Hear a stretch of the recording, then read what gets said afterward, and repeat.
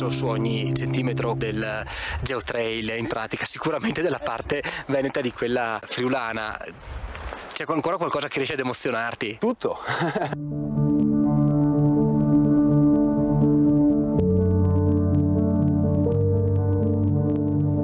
Il Dolomites World Heritage Geotrail si snoda in 47 tappe attraverso l'intero arcipelago fossile delle Dolomiti Patrimonio Mondiale, da quelle più occidentali a quelle più orientali. Un progetto della Fondazione Dolomiti UNESCO nato dall'iniziativa della provincia autonoma di Bolzano Alto Adige e successivamente esteso all'intero territorio delle Dolomiti Patrimonio Mondiale UNESCO.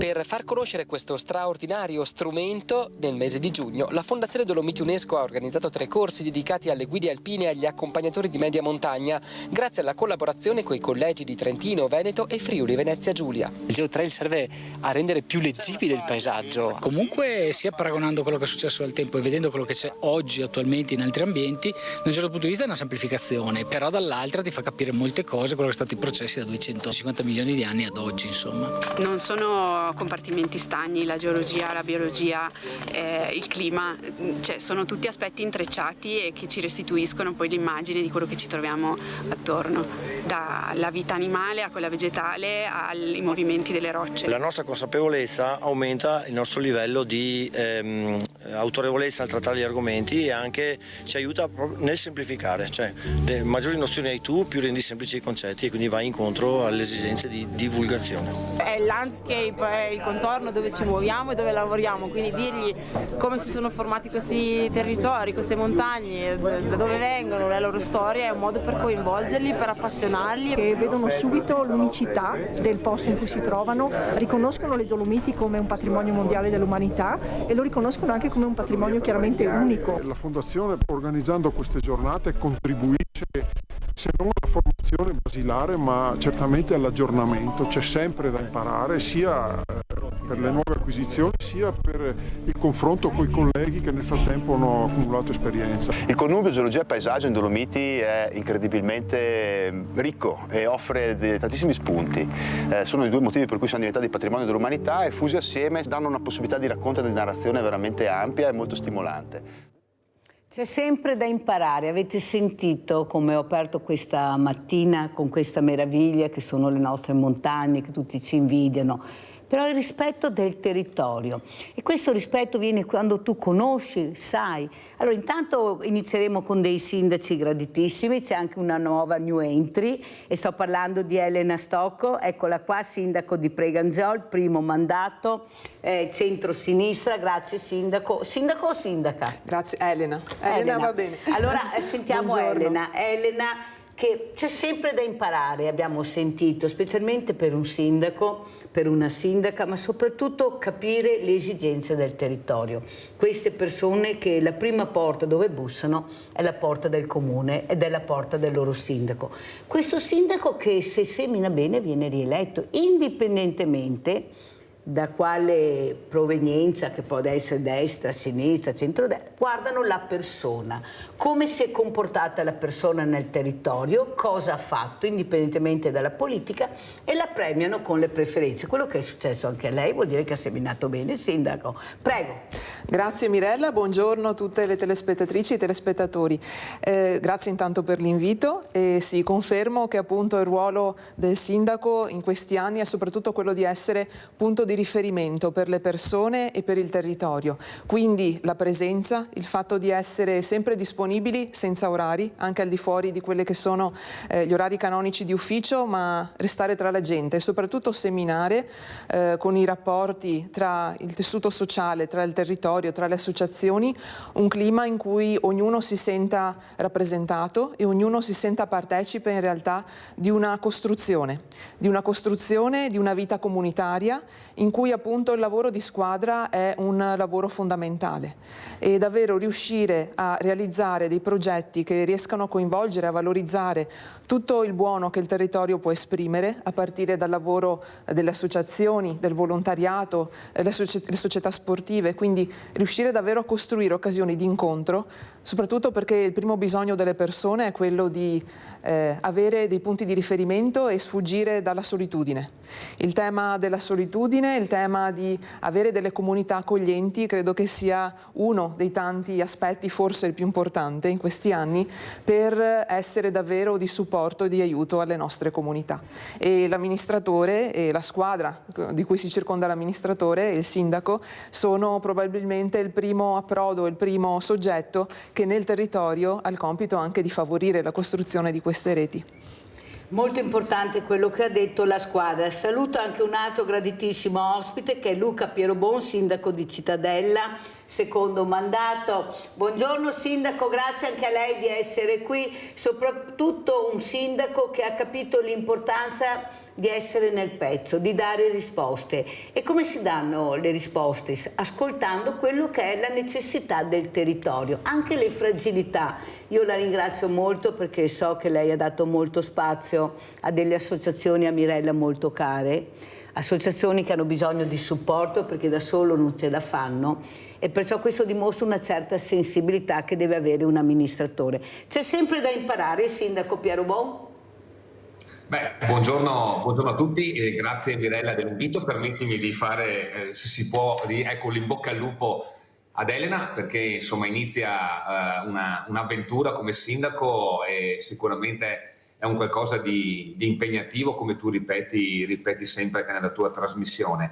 Ma è chiaro che il sindaco, no, come si diceva, è il punto di riferimento della comunità e soprattutto deve essere il punto di riferimento per le persone che hanno bisogno, perché quelle che non hanno bisogno, insomma, o che hanno le possibilità economiche riescono a trovare comunque anche soluzioni a prescindere, mentre noi dobbiamo essere più vicini, no, normalmente si usa il termine ultimi, a quelle persone che sono in difficoltà o a quelle associazioni, come dici tu, e per fortuna ne abbiamo tante, e per fortuna abbiamo tanta brava gente, che si dà da fare per ridurre le differenze, per cercare di portare un po' di sollievo alle persone a livello economico, a livello sociale, a livello di sanitario, a tantissimi livelli. Noi siamo fortunati, viviamo in un territorio, il Veneto in generale, dove c'è veramente tanta gente, tanta brava gente, tanta gente che ha voglia di fare.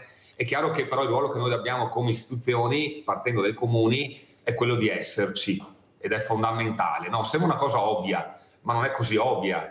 L'esserci è veramente importante per determinate realtà. Senza l'aiuto dei comuni, delle province o della regione, difficilmente alcune associazioni riescono a fare quello che poi riescono effettivamente a fare. Lo chiedo a tutti e due. È un momento anche molto particolare, nel senso che avete pochi mezzi. Per fortuna sono arrivati i fondi del PNRR che in qualche modo vi hanno aiutato, però la risposta, quella che proprio veramente chiedono le persone che vengono da voi, è la sicurezza, la casa, perché queste sono, la sanità.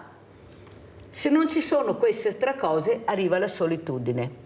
La solitudine, che vuol dire depressione, che vuol dire trovare l'anziano morto a casa o l'anziano che si suicida. Poi vedremo anche questa persona, Mirella, molto cara perché l'ho conosciuta personalmente, una persona che aveva questo negozio di armeria a Treviso, lo voglio ricordare, una persona umile, schiva, seria. A un certo punto non ce la fa più perché perde quello che è l'ascolto che lui faceva con le persone, perché andavano là, perciò c'era un movimento che poi piano a piano, quando tu non ce l'hai più, si affievolisce e trovi il vuoto, perché non c'è più niente.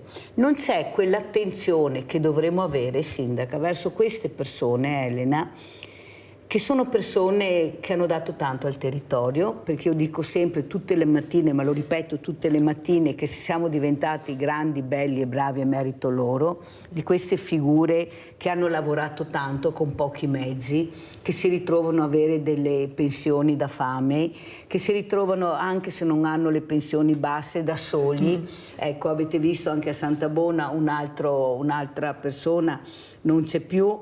Ecco, nella solitudine perché uno ha un carattere, uno è aperto, uno è chiuso, ma se è chiuso ancora di più.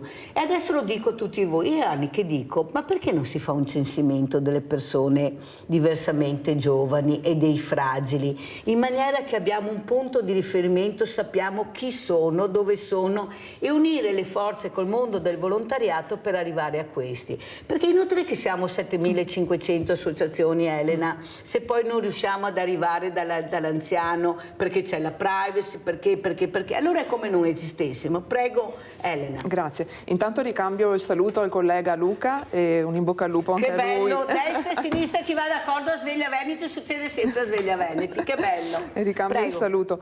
Hai toccato temi sicuramente importanti, Mirella, per cui sicurezza, casa e sanità e l'attenzione e la cura verso i nostri anziani, tenendo conto che le nostre comunità sono comunità che naturalmente tenderanno all'invecchiamento, quindi è un dato statistico, un dato demografico di cui dobbiamo e dovremo tener conto anche come programmazione dei servizi.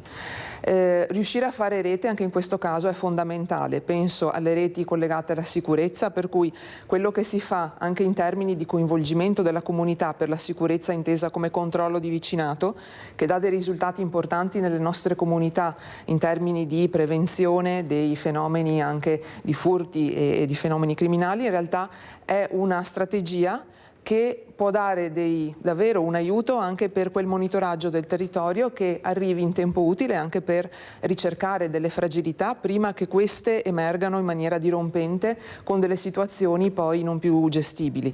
I nostri territori, è vero, sono molto ricchi di iniziative e di attività. Penso anche nel nostro territorio alle importantissime attività svolte dai circoli ricreativi anziani, ad esempio, che anche con il supporto e l'incoraggiamento poi delle amministrazioni che sostengono e collaborano nella realizzazione di progetti, cercano di coinvolgere gli anziani che mantengono anche dei profili di abilità e quindi di possibilità di uscire, di essere coinvolti nelle dinamiche, nelle attività sociali, per organizzare delle occasioni ricreative e di vita comunitaria. E il primo obiettivo è quello appunto di riuscire a prevenire le situazioni di isolamento e di solitudine, quindi più ricca è la rete sociale, stimolata ovviamente dalle amministrazioni comunali e con il coinvolgimento delle realtà nel territorio, più riusciamo a fare prevenzione, che è quello appunto che dicevi, tema importantissimo per prevenire poi situazioni ovviamente di disagio maggiore.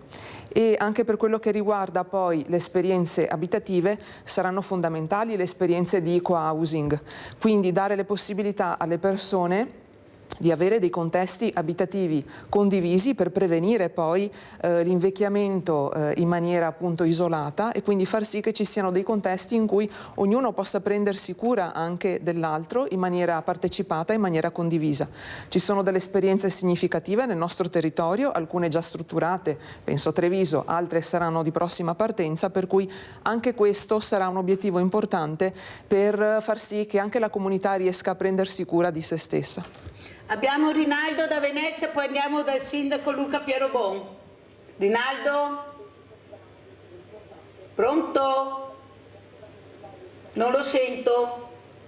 Allora, sindaco Pierobon, quello che io sono un po' amareggiata, e voi avete i numeri per fare questo, è che vedo ad esempio queste meraviglie che abbiamo, che sono le nostre ville venete.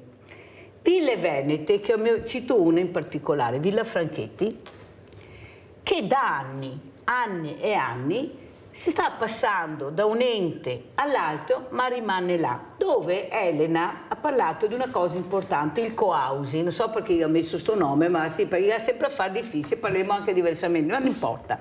Allora, dove queste persone diversamente giovani possono condividere questi spazi, naturalmente sto parlando di autosufficienti, in comunità. Non è che abbiamo scoperto l'acqua calda, in America lo fanno, e non solo in America, in altre realtà. Noi invece, se non facciamo gli alberghi a 5 stelle o castelli di lusso, non si va da nessuna parte. Allora voi avete, se vi unite come dovrebbe fare l'ANCI, che sta facendo l'ANCI, questa squadra di sindaci enormi, la forza dei cittadini, che vi dà soprattutto questo potere enorme di far capire che le esigenze non sono solo la pista da bob, il ponte di Messina o le infrastrutture, sono delle risposte concrete visto che questa società sta invecchiando, anche con patologie a volte, di trovare degli spazi, perché abbiamo delle liste d'attesa che fanno rabbrividire. Cioè questi arrivano poveretti anche a 100-105 anni, ma non so chi possa aspettare un'infinità che il governo decida, no, lo Stato siamo noi che paghiamo, poveretti, ma il governo che decida di dare risposte a queste realtà che diventano sempre più importanti. Sindaco, lei che è Piero Bon, lei che è molto vicino al territorio, non sarebbe ora di capire cosa c'è nel territorio e cercare di investire anche questi fondi del PNRR in queste situazioni che non sono tante messe così male, ve lo dico perché io le visito, perciò è inutile che vengano a raccontarlo alla mia. Ce ne sono di decrepite, ma che potrebbero mettere assieme, penso, giovani e anche diversamente giovani. Sindaco Piero Bon.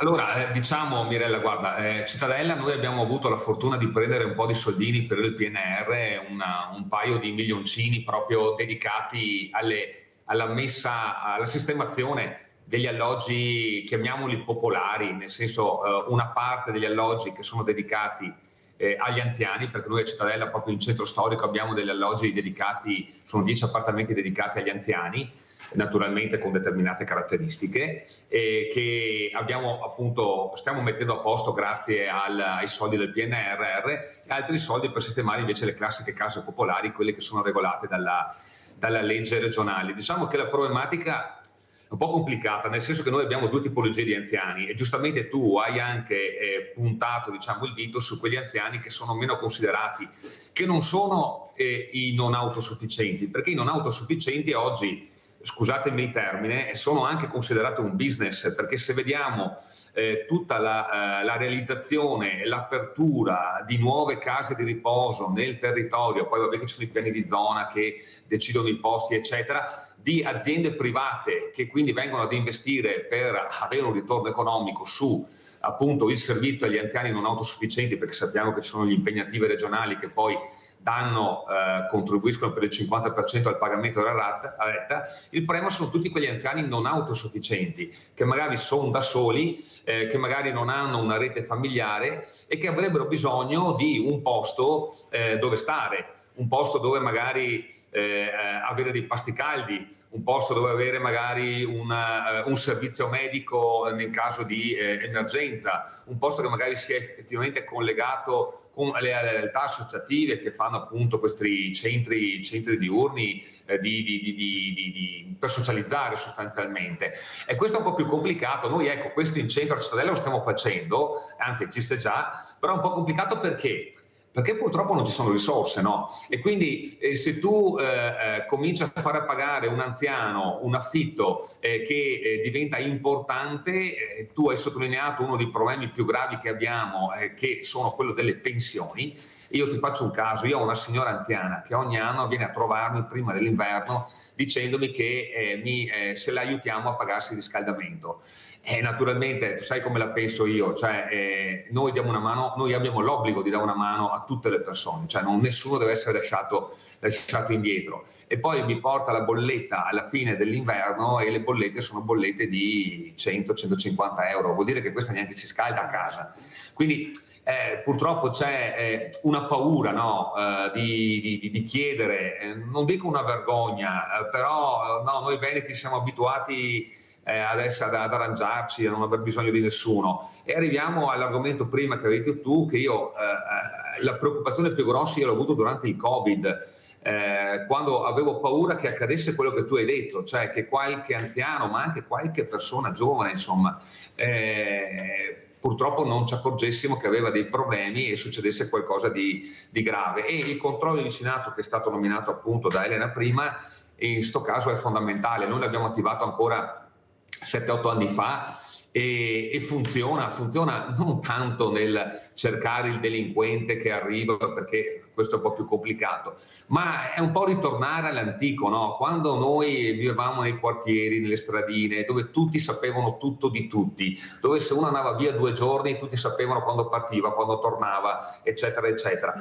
E questo si è perso. Oggi se io non apro i balconi per 3 giorni, le persiane per 3 giorni, nessuno si chiede perché per 3 giorni io non ho aperto le persiane e i balconi. Allora una cosa è Luca Piero Bon, una cosa magari un anziano che vive da da solo che se non apre il balcone o le persiane per 3 giorni probabilmente c'è qualche problema.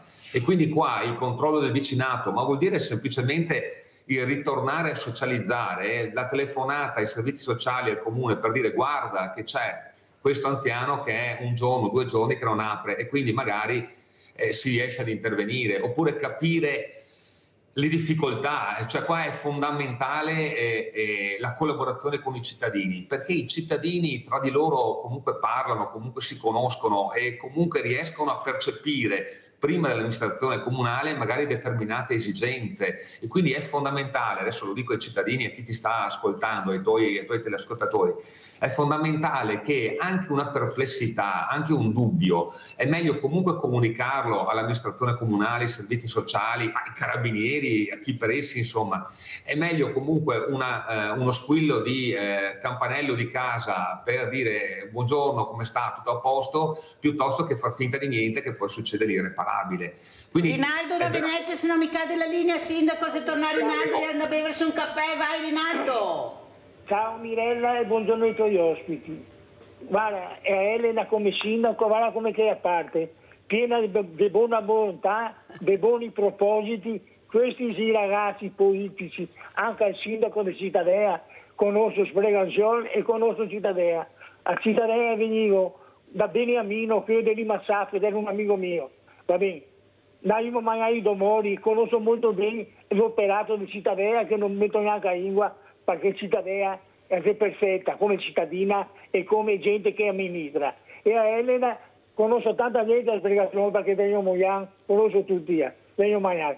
E avere un bel paesetto e l'entusiasmo che gasta sia. Ti farà solo che ben, scusa se ti dago del ti, ma ti porregge mia figlia. Ti dico, guarda, con l'entusiasmo che ti dà, i tuoi cittadini ti vogliono bene per forza, perché ti dà una carica e una buona volontà, che se Dio occorre non ti vedi ora che ti viene un problema per risolverlo. Brava. Che cosa ha promosso?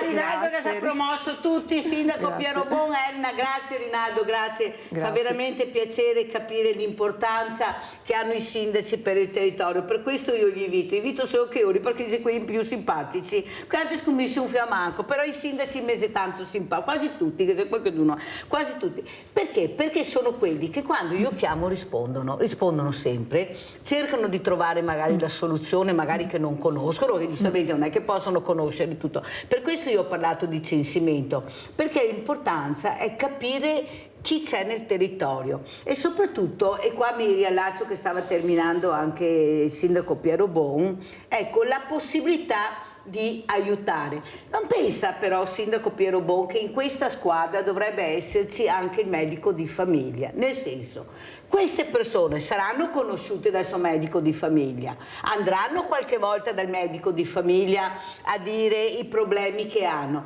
Ecco, questa dovrebbe essere una segnalazione. A sto punto, sto povero disgraziato, che non ha neppure, è stato un momento, non c'erano neanche più i meriti di famiglia, preti non ne più, sempre manco, suore non ne parliamo, dove si va a rifugiare? Dal farmacista.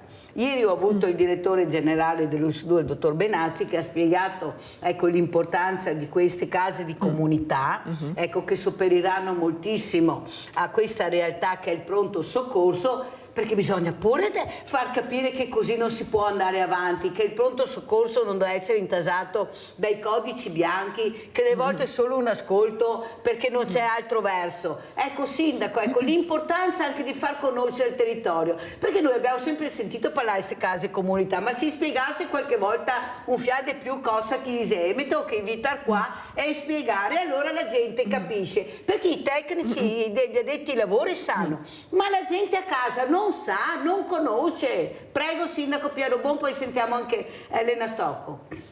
Sì, le case comunità è una novità, perché è un qualcosa che è nata come idea qualche anno fa in Veneto, anche se da qualche altra parte esistono già, anche se magari non sono proprio operative, e poi non verranno fatte in tutti i comuni. Per esempio a Cittadella per ora non sono previste. Comunque medici di medicina generale, no? Il medico di base, il medico condotto, come li chiamiamo noi magari in maniera un po' più normale. Allora, noi abbiamo una fortuna a Cittadella, che abbiamo dei medici storici anche se adesso c'è un grande cambiamento perché vanno in pensione, con cui collaboriamo molto e quindi sono bravi, se vedono qualcosa di strano ci sono, eccetera. Però è chiaro che se l'anziano non si presenta dal medico di base, che ricordiamo ha 1000-1500 pazienti, addirittura hanno anche aumentato i numeri per cercare di sopperire la carenza, è chiaro che magari il medico di base fa fatica a ricordarsi che, non so, Luca Pierobona di 85 anni è un po' che non lo vede. Il farmacista è sicuramente un punto di riferimento e anche là, anche sulle farmacie purtroppo sta avvenendo un cambiamento importante, perché il farmacista che noi siamo abituati a conoscere, no? Quel farmacista che è titolare della farmacia, che da anni lavora in farmacia, che conosce tutti, che magari poi il figlio fa il farmacista e si va avanti, purtroppo stanno scomparendo anche questi, perché anche qui stanno entrando queste realtà, questi fondi, queste multinazionali che stanno acquistando decine, centinaia di farmacie, e quindi c'è rotazione del personale, giustamente anche tanti giovani che magari rimangono non tantissimo nella stessa farmacia, e quindi si viene a perdere, no? Quello una volta si diceva, no, che i punti di riferimento della comunità erano il farmacista, il parroco e il sindaco. Ormai sono un po' persi questi punti di riferimento. Il sindaco esiste ancora, il parroco anche, però il farmacista purtroppo ormai sta cambiando. Ripeto quello che dicevo prima, è fondamentale l'aiuto di tutti, cioè oggi noi non possiamo più ragionare con quando sono a posto io, sono a posto tutti. Invece mi sembra, e soprattutto dopo il Covid, che questo non mi interessa, non mi importa, stia avanzando sempre di più.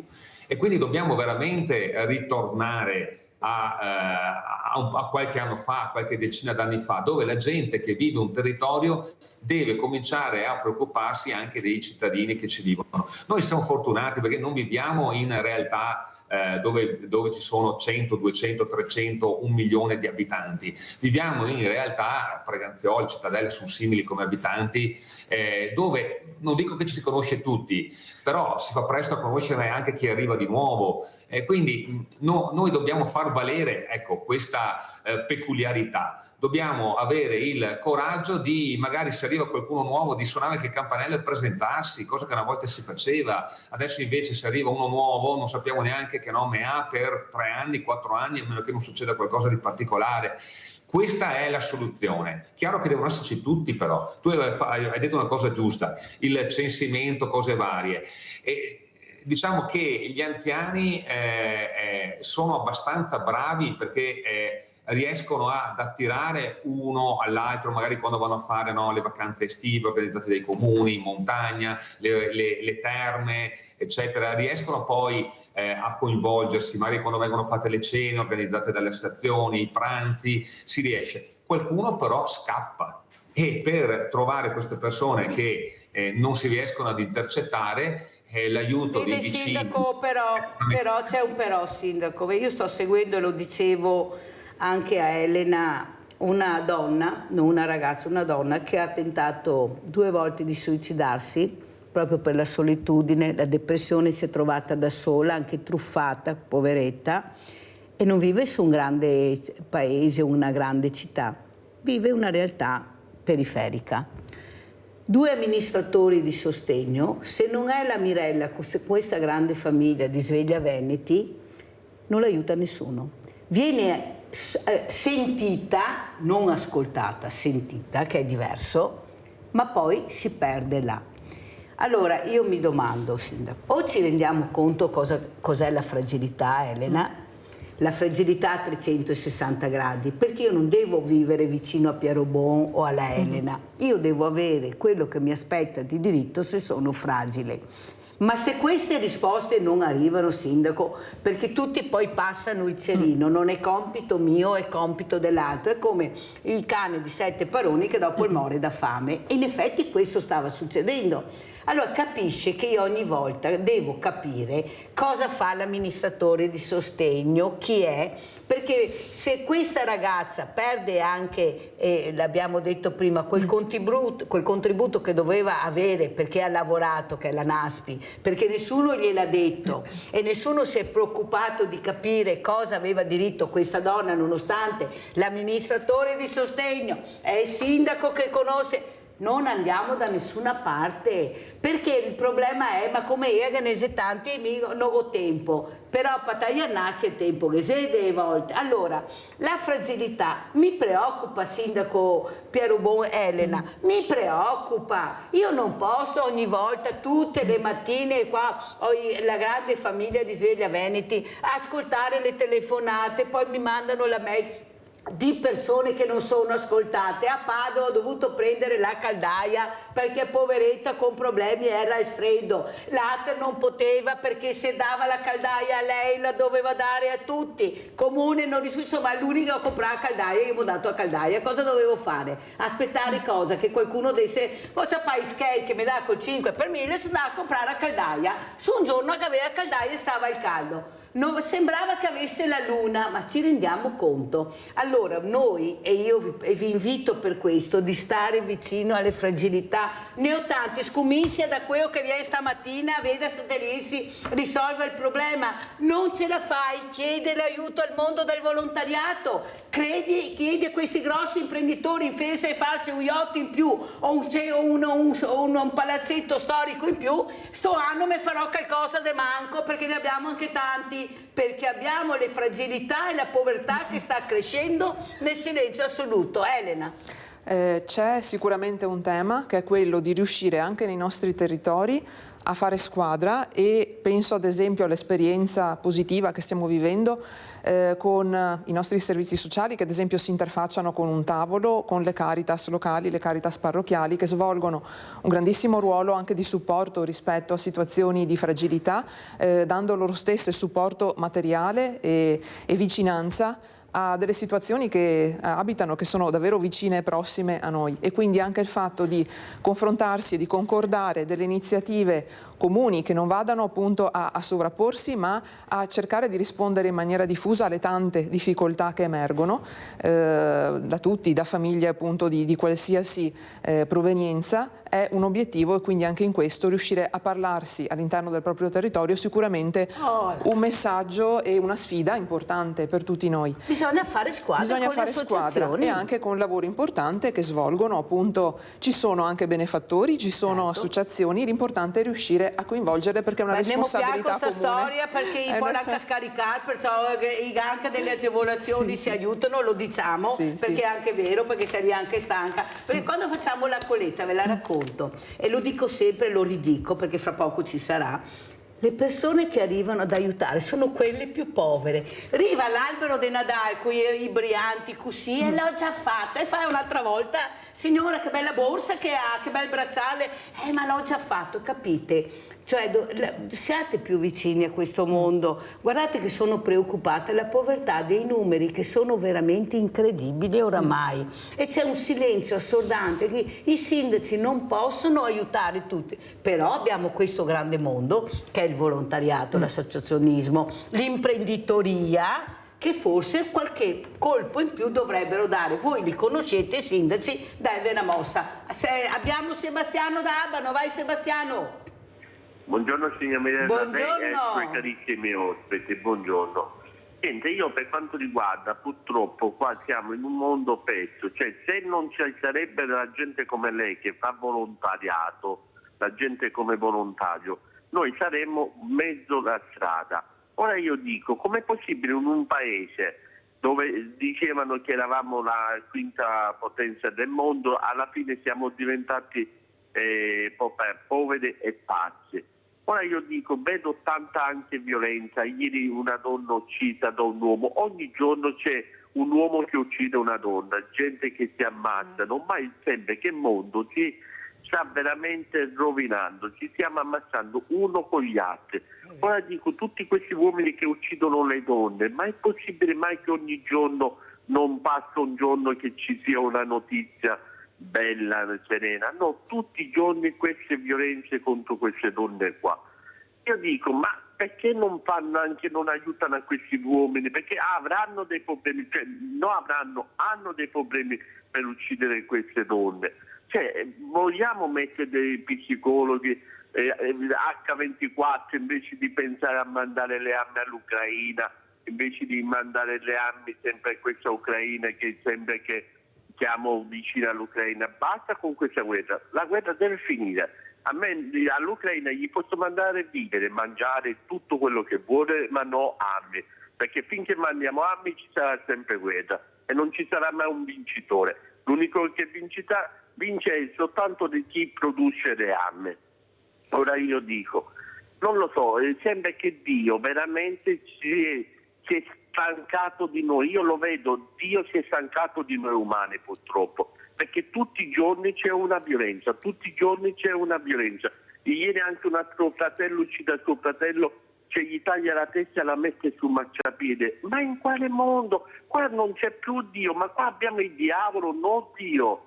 Purtroppo veramente si è stancato di noi umani, purtroppo. La ringrazio e mi scusi per lo sfogo e buongiorno. Abbiamo sentito anche Sebastiano, adesso dobbiamo andare in pubblicità.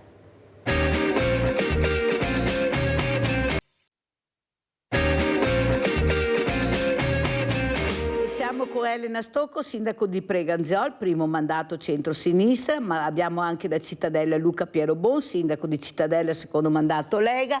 Allora, Elena Stocco, come commentiamo la telefonata di Sebastiano? È molto preoccupata per questi femminicidi, ma sembra essere nel Far West, non ho capito, sembra di essere nel Far West, ma veramente? Prego.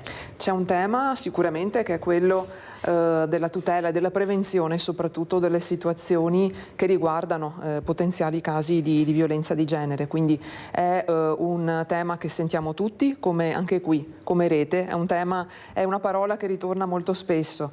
Come servizi sociali e come realtà all'interno del comune ci sono e ci devono essere varie sentinelle in grado appunto di intercettare potenziali situazioni di violenza, e in una realtà appunto come Treviso, con una collaborazione diffusa, c'è proprio un tavolo interistituzionale, quindi che coinvolge le forze dell'ordine, le categorie professionali, i servizi sociali dei comuni, e un obiettivo di questo tavolo è stato anche appunto quello di fare formazione ai vari soggetti che nel territorio possono intercettare preventivamente delle situazioni di potenziale pericolo. Quindi sono stati fatti proprio dei corsi in questo senso per delle categorie sensibili, quindi medici, farmacisti, anche estetisti e parrucchieri, perché pensiamo che appunto la donna possa avere anche e sentirsi in grado di aprirsi, di confidarsi anche con delle figure professionali con cui ha un contatto diretto, e quindi è giusto che tutti abbiano delle informazioni precise su come aiutare la donna vittima di violenza proprio nelle fasi iniziali in una ottica di prevenzione.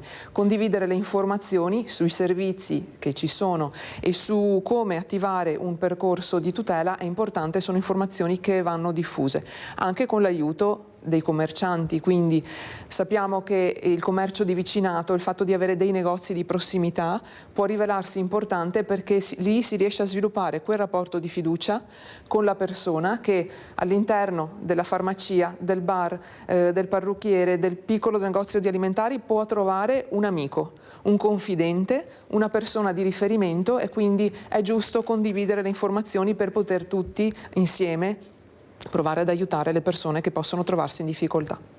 Allora, sindaco Pierobon, la mia domanda è anche questo: lei fa parte di un grande partito, non lo sembra che sia arrivato il momento di dare dei segnali molto forti, ad esempio la certezza della pena? Tutti ne parlano, ma non ce l'abbiamo ancora. Dare delle risposte a quelle persone che sono coinvolte in azioni o che commettono dei reati importanti, perché questa persona e queste persone molte volte hanno dei precedenti che sono stati segnalati.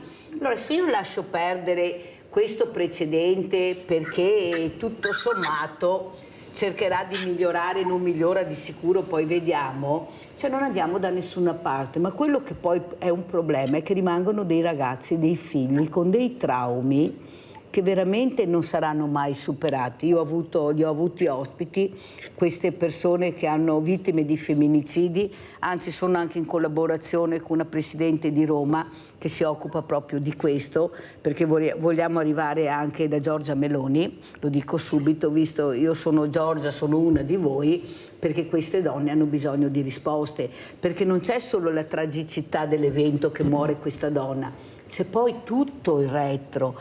Mi sono sentita abbandonata, ha detto una ragazza, avevo 12 anni e nessuno mi ascoltava, avevo perso la mia mamma, con mio papà in carcere, io e i miei fratelli soli, nessuno veniva a vedere cosa potevamo fare. Ecco, voi siete nel pezzo, sindaco.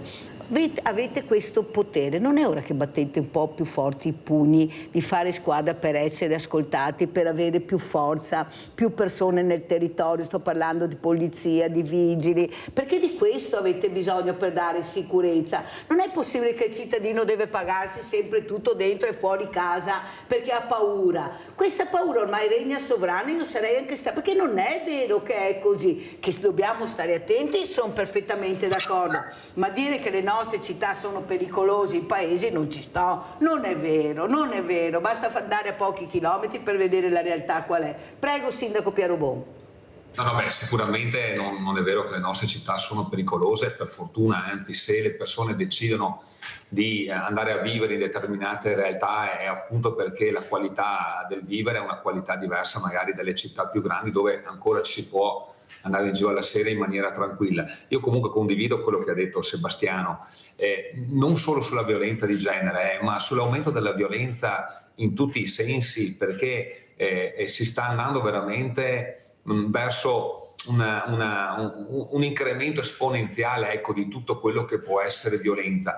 E bisogna ricordare che c'è una violenza che noi non riusciamo ad intercettare, che è quella psicologica, quella che viene fatta all'interno delle case, che forse è quella più devastante. È vero, è stata fatta la legge, no, sul codice rosso che ha sicuramente aiutato, perché adesso, mentre prima uno doveva denunciare più volte e poi si arrivava poi al fatto grave, oggi si interviene subito. Però per esperienza l'intervento, e tu hai nominato effettivamente delle persone che sono i figli, che sono quelli che ci rimettono in maniera più importante. Ad oggi qual è la soluzione? Quando si arriva al tribunale dei minori, l'unica cosa che, o il tribunale adesso ordinario, è li mettiamo in comunità, li mettiamo in strutture protette. Non è la soluzione. Cioè, può essere una soluzione temporanea per tentarli di tirar via da un posto particolare, eccetera, eccetera, ma poi questi devono ritornare a fare una vita che deve essere normale, ed è chiaro che per quanto brave possono essere queste strutture, queste realtà, devono ritornare a vivere in famiglia in qualche modo. Bisogna un po' rivedere il tutto. Sulla giustizia io non dico nulla, cioè si sa come la pensiamo sulla giustizia, cioè non è possibile che perché uno venga tolto. Noi abbiamo avuto un caso recentemente, purtroppo, di un cittadellese che ha creato un bel po' di difficoltà al territorio. Prima che andasse in carcere, anche se ci resterà poco, ha dovuto fare molte cose a danno delle realtà cittadine.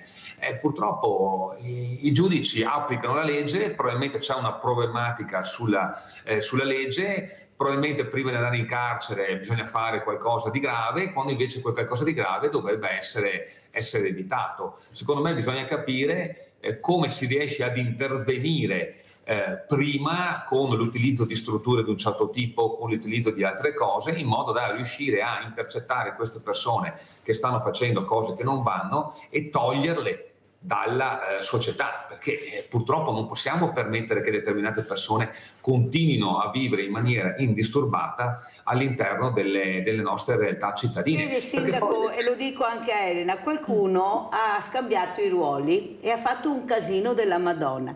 Non è la donna che deve essere portata via dalla sua casa con i figli, è l'uomo che deve andare in comunità. Io ho seguito un caso, Elena, di un ragazzino che purtroppo con un padre violento, che è stato portato via con la mamma e i suoi fratelli.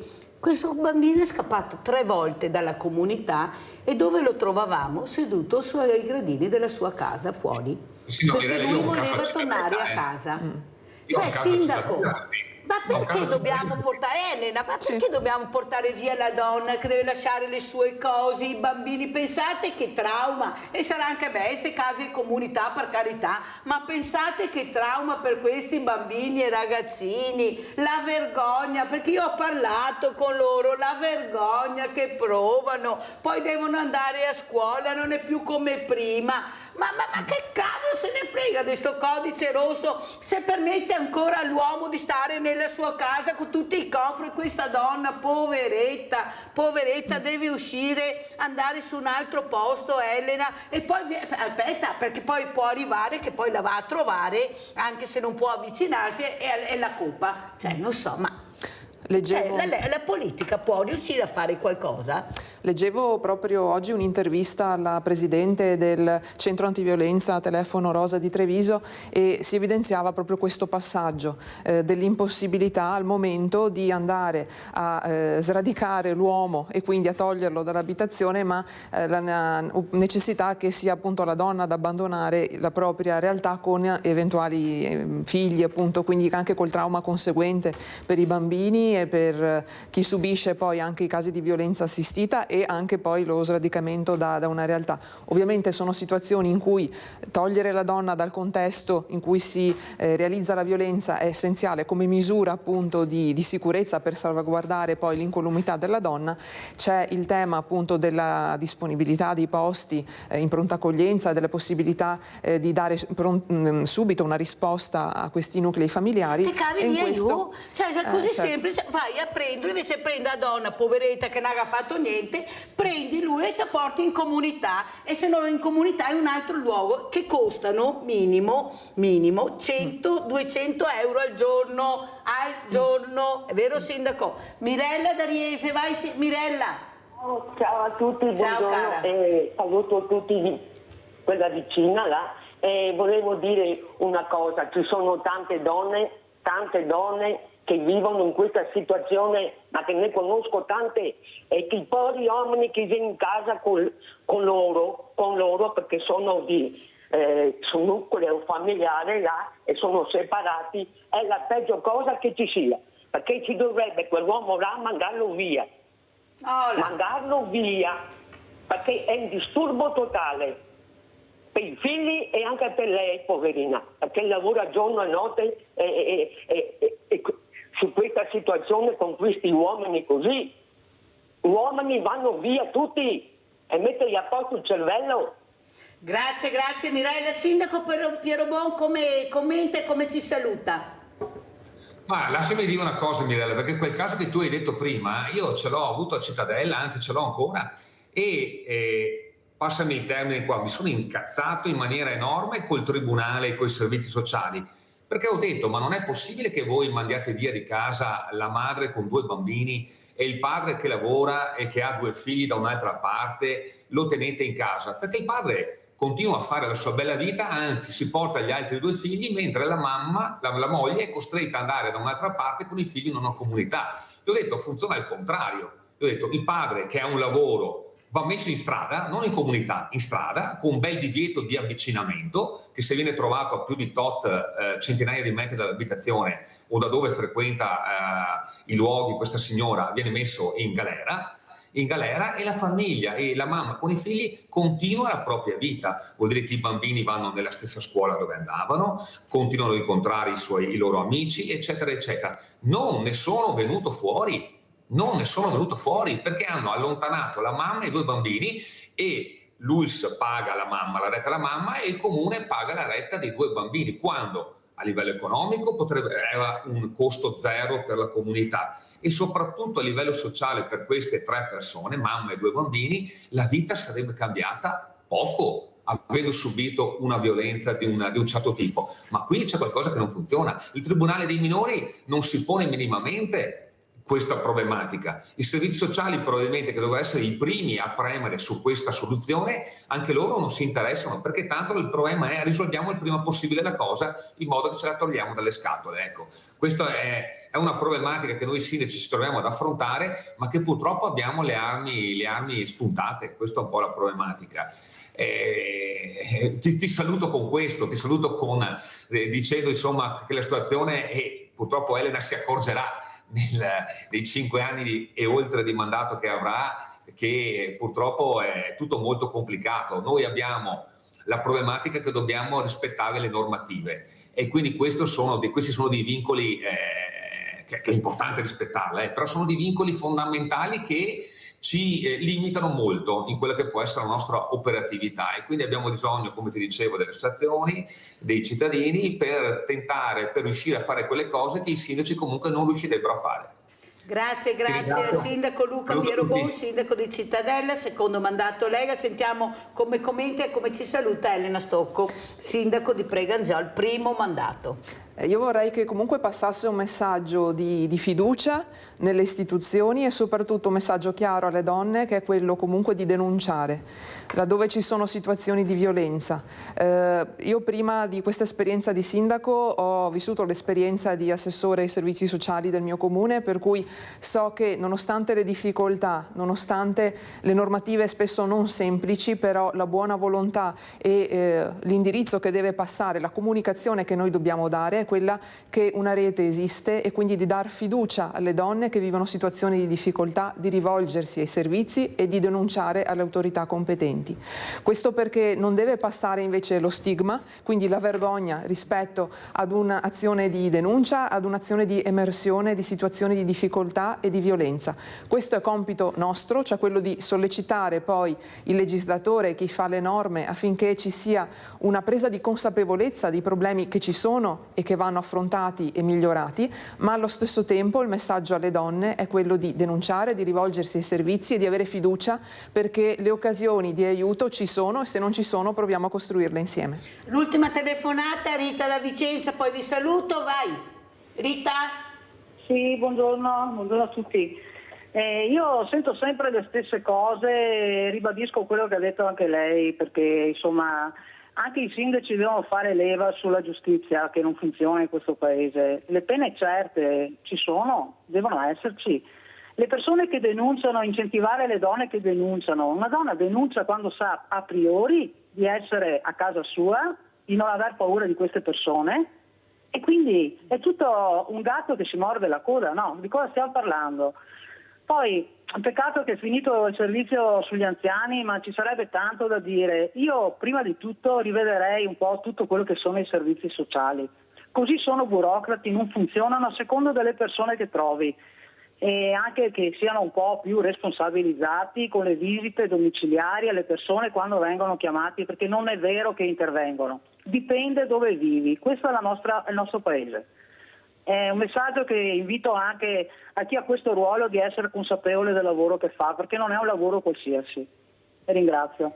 Cara Rita, quante cose hai detto con questa telefonata e mi trovi, sai che la Mirella è perfettamente d'accordo, va rivisto il ruolo dei servizi sociali, vanno rinforzati con persone molto competenti perché sono posti molto delicati dove arrivano le fragilità e non è cosa da poco e perciò condivido Rita, condivido che il servizio sociale, ad esempio sindaco Stocco, e lo dico anche a Piero Bon, dovrebbe funzionare H24, compreso sabato e la domenica, come gli ospedali, come i ristoranti, perché abbiamo delle emergenze che vanno veramente valutate e verificate e con questi numeri non si può assolutamente andare avanti così. Grazie a Elena Stocco, sindaco di Preganzol, primo mandato centro-sinistra, Luca Piero Bon, secondo mandato Lega, sindaco di Cittadella. Grazie pubblicità.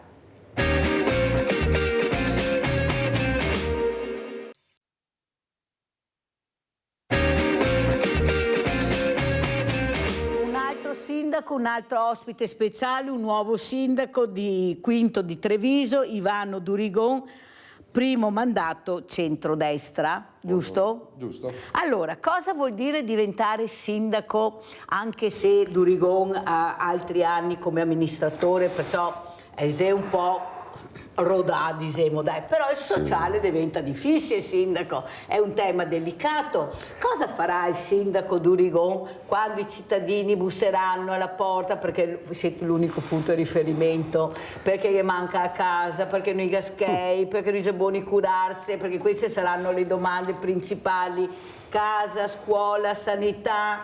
Prego, sindaco. Sì, domanda importante e anche difficile. È vero, il sindaco è il frontman per la popolazione, è quello che in teoria a cui si rivolgono tutti quando c'è un problema. Detto questo, un sindaco intanto deve ascoltare le persone, capire quali sono un attimino le difficoltà e cercare, se possibile, di trovare una soluzione, anche se mi rendo conto che non sempre è possibile. Però già vedo dei primi incontri che ho fatto, ascoltare le persone è già importante, perché magari la persona si sente anche più sicura, a qualcuno che magari l'ha ascoltata e che può provvedere a dare qualcosa. Dopo dare risposta a tutti sarà un po' difficile, perché facciamo sempre un discorso di risorse, di possibilità, però diciamo ai casi più difficili bisogna dare qualcosa. Bravissimo, in ogni caso. Durigo. Un'altra cosa importante che ho detto prima, lo dico anche quasi tutte le mattine quando ho sempre questi sindaci ospiti, l'importanza di fare squadra col mondo del volontariato, con il mondo dell'imprenditoria. Nel senso, io non ce la faccio, però se siedo attorno a un tavolo con queste associazioni e con l'imprenditoria, forse la soluzione la troviamo. Perché? Perché sono le cose essenziali del territorio, trovare delle soluzioni tutti assieme.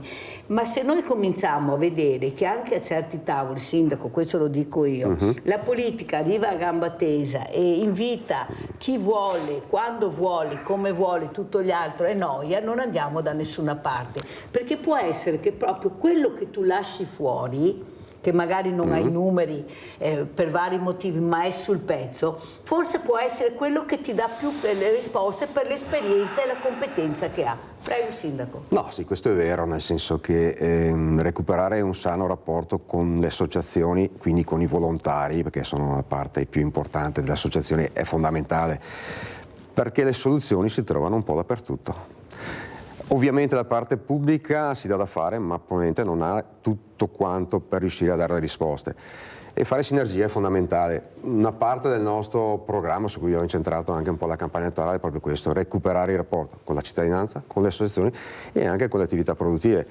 Ieri sera ero alla cena delle attività produttive, quindi abbiamo fatto degli incontri dedicati durante la campagna elettorale proprio per riuscire a creare quei collegamenti e quelle sinergie che possono servire a dare risposte ai cittadini, perché questo è importante, dare una risposta positiva o negativa tante volte, però bisogna rispondere. Livio da Padova, vai Livio! Ciao Mirella. Ciao. E un saluto al sindaco. Buonasera. Prima si parlava di questo mondo impazzito di violenza sulle donne, di violenze di tutti i generi. E sai perché succede questo? Perché non c'è più amore.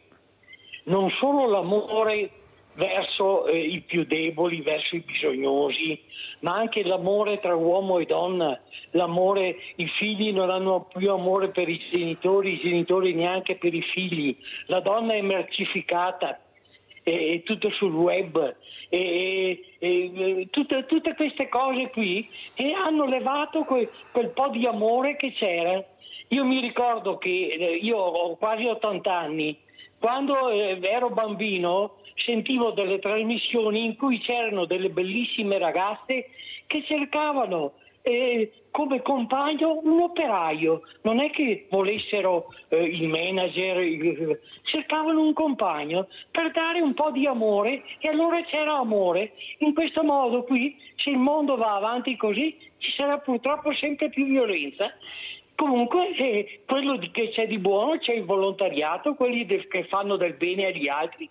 Ecco, queste sono le cose importanti, che sorreggono, che danno un po' di amore. Vi saluto, grazie. Grazie caro Livio per la tua sensibilità, in effetti è quello che manca, ecco, capire veramente dove vogliamo andare a parare, perché c'è una popolazione che sta invecchiando. Ci sono i giovani che vogliono delle risposte, le famiglie, non è semplice. Per la passione, ecco, adesso chiedo a Durigo, sta passione, nonostante sai a cosa vai incontro, perché hai una bicicletta che devi pedalare, cioè non te la bicicletta elettrica, questa abbiamo proprio che te pedai, spingere. Come che te sveglia mattina, sì, sindaco, ma pedala. Ecco, nonostante questo la volontà di riuscire a fare qualcosa per la comunità, perché questo è quello che fa il sindaco, rispondere alla comunità soprattutto. Prego. Sì, il telespettatore parlava di amore, io tante volte direi anche di rispetto. soprattutto rispetto. È quello che manca oggi fra le persone, perché la mia libertà finisce dove comincia quello dell'altro, quindi io devo essere consapevole della libertà dell'altro, quindi arrivare a capire questo sarebbe fondamentale. Detto questo, un amministratore deve creare il clima positivo. Se noi abbiamo un'amministrazione che è ben vista dalla cittadinanza, se si vede prodiga nei confronti di tutti, e ovviamente riusciamo a migliorare anche questi aspetti. Quindi cercare di coinvolgere più persone anche nel volontariato, perché tante volte basta anche chiedere, ci sono persone disponibili che hanno voglia di fare, ma magari gli manca quel pizzichino di essere invitati a fare. Quindi, e ce ne sono tante che hanno possibilità di dare qualcosa, soprattutto gli anziani, perché tante persone che escono dal mondo del lavoro hanno ancora competenze e capacità per dare qualcosa agli altri. È vero. Questo è fondamentale. Non è l'età, non è è l'età, persona. è la persona. Quindi persone che hanno voglia e competenza devono poter dare qualcosa, dico io, metterle nelle condizioni di. È vero che tante volte gli ostacoli burocratici ti limitano a questo, e la responsabilità e l'assicurazione è qua. Bisogna trovare il giusto modo per coinvolgerli e farli rientrare parte attiva del tessuto sociale e del territorio. Senta, Sindaco Durigon, lei è stato amministratore, ma qualcuno non doveva accorgersi in tempi non sospetti? Io mi ricordo la Lega che aveva fatto il ministro Canderoli, il ministro delle semplificazioni, e sembrava che la prima cosa da colpire fosse proprio la burocrazia.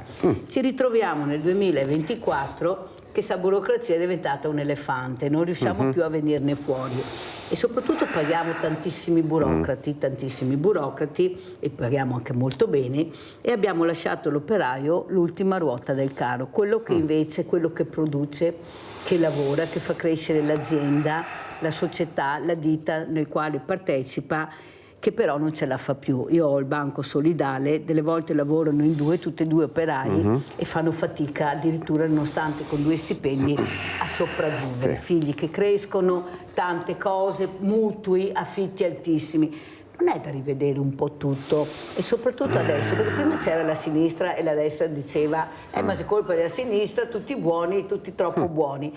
Adesso c'è la destra, il governo, e giustamente il cittadino che ha votato, che ha anche cambiato, perché ha anche cambiato, dice adesso vogliamo delle risposte, e queste risposte dovrebbero arrivare da un governo che capisce le esigenze del territorio. Ecco, quanto importante è farvi anche voi saper dialogare, comunicare con i vostri addetti ai lavori, che sono gli amministratori che abbiamo al governo, che fanno parte anche del centrodestra, perché è inutile che qui abbiamo il territorio che ha delle esigenze, però il territorio a Roma non risponde con i nostri del territorio votati. Bisogna adesso che cominciano a dare risposte. Guardi, è un tema importante questo, è fondamentale per dare delle risposte. Detto questo, io ho cominciato a fare la prima volta il consigliere comunale di minoranza nel 95. All'epoca c'era, quando questo aneddoto, c'era il ministro Pagliarini, ministro dell'economia, e un incontro così pubblico gli ho chiesto: ma scusi ministro, abbiamo questi problemi. La risposta è: ma tu pensi che io riesca a incidere in breve periodo al ministero su qualcosa? E ho detto: spererei. Visto che ti si sta votando per quello. Qualcosa è stato fatto. Allora, qual è la soluzione secondo me? Perché anch'io mi accorgo all'interno della macchina comunale che la burocrazia prende il sopravvento. Cioè io ho più persone in ufficio che scrivono carte che operai comunali che sfalciano l'erba, sostanzialmente. E la burocrazia la fa la padrone. Cosa mi auguro io? Magari è il nostro cavallo di battaglia, l'autonomia, avvicinare il potere al territorio. Perché non tutti siamo uguali in Italia, ognuno ha le sue esigenze, ha le sue necessità. Quindi legiferare vicino al territorio per le esigenze vere e concrete della gente sarebbe fondamentale, spostare il potere vicino al cittadino. Questo è quello che secondo me andrebbe fatto. Si augura il sindaco Durigon, perché che questa autonomia arrivi. Che questa autonomia ci dia la possibilità di avere semplificazioni su questo. Sentiamo anche cosa ne pensa un altro sindaco gradito che è qui con noi, che è il sindaco di San Donà di Piave, l'avvocato Alberto Teso. primo mandato, Fratelli d'Italia, Lega, Forza Italia, c'è tutto il centrodestra vicino a Alberto Teso. Allora, Sindaco, come commenta? Non so se ha sentito le parole di Ivano Durigon, ma ho avuto anche Elena Stocco, sindaco, anche Luca Pierobon, tutti i sindaci, perché siete quelli più vicini al territorio, c'è niente da fare. Quelle dove al mattino, quando vi alzate da letto, il suo ride a mordi, adesso cosa mi aspetta stamattina? Prego, Sindaco. Io sono sindaco da un anno, sinceramente prima non facevo politica e la mia vita è cambiata completamente, insomma io ho lo studio a 200 metri dal municipio e i miei colleghi non vogliono più venire a bere il caffè con me perché non riesco più a attraversare la piazza, perché mi fermano e chiunque mi chiede è bello perché vuol dire che il sindaco è vicino, però veramente non si riesce a fare altro. San Donà è una città di 42.000 abitanti e se io restassi qua dalle 7 del mattino alla mezzanotte ne avrei da fare di continuo, quindi veramente è un lavoro totalizzante che non ti lascia spazio per altro. Non è una richiesta di comprensione, però insomma io probabilmente non ero neanche preparato a un impegno così intenso, insomma speravo di riuscire a fare comunque qualche ora il mio lavoro e mi rendo conto che è quasi impossibile, insomma. La ringrazio, Sindaco Teso, per aver fatto capire l'importanza che se sei nel pezzo ci devi essere, non puoi permettere di fare altre cose, perché queste persone che si avvicinano sono persone che hanno bisogno di essere ascoltate e loro votano proprio il sindaco che ha le preferenze, perché è una persona conosciuta, è una persona che ha ascoltato il territorio, questa è la verità, che ha seminato. Non sono a caso i sindaci sono votati dai cittadini. Abbiamo Luciano da Verona. Ciao Luciano. Ciao Mirella, buongiorno sindaco a tutti. Luciano da Desenzano del Garda. Che sbagliato a dirmi, vabbè, Desenzano è ora, del Garda, via. Niente, ho tentato di telefonare prima per le altre cose lì dalla violenza, ma parliamo di questo. Purtroppo non si capisce perché c'è una parte del popolo italiano non vuole l'autonomia, avendo già 5 regioni autonome. E poi il colmo è la governatrice della Sardegna, no? Che ha l'autonomia e sta raccogliendo le firme per fare il referendum. Mirella, ti dico i numeri: un paese del sud di 900 abitanti a 60 dipendenti, come un nostro paese qua vicino a Brescia che ha 15.000 abitanti. È inutile, la CGA di Mestre non saranno mica fuori di testa, che l'ho sentito anche ieri, adesso non mi ricordo più il nome. Lo Stato butta, ruba, spreca 200 miliardi all'anno, è inutile. Noi Italia vediamo anche assalti, portavalori, assalto qualche giorno fa, hanno portato via milioni, decine di milioni lì, ma è incredibile, non funziona niente. Abbiamo circa 1 milione tra vigili, poliziotti, carabinieri e tutto. Non funziona niente, l'Italia purtroppo paghiamo un sacco di tasse di più di tutti gli altri paesi europei. In Germania su 20.000 euro di tasse di pensione paga 400 euro un mio amico, io pago 4.000, dove vanno a finire questi soldi? Buon lavoro ai sindaci, vi saluto, grazie Mirella, buongiorno. Ciao Luciano, ho detto Verona, invece era Brescia, quindi siamo dappertutto come sentite sindaci, ma i problemi sono sempre uguali, problema veramente della sicurezza. Certo, quello che abbiamo visto ieri fa veramente pensare, questo furgone portavalori, ecco, veramente ho detto Far West in certe zone, là sì bisogna aver paura. Sindaco, come dice, dove vai a finire tutti questi skate, sindaco, visto che si sta anche amministratore, perché veramente paghiamo sempre noi altri sempre tanto tutto. Guardi, faceva dei numeri, noi abbiamo 10.000 abitanti, 36 dipendenti e certe volte devo dire anche bravi, perché si prodigano tante volte anche da casa a seguire le faccende del comune, quindi dove vanno a finire questi soldi? Io sinceramente non lo so. C'è trasparenza però, non diciamo c'è la verità. tanta trasparenza. Sindaco. Dopo gli scandali poi fuoriescono ogni tanto, quindi si vede dove vanno a finire, non è che non si sanno. Mi preoccupa tutto l'occulto che non si sa, questo è il problema, perché se ne vede una minima parte di quello che succede, delle truffe o altre cose, quindi lì una bella operazione di trasparenza ci vorrebbe.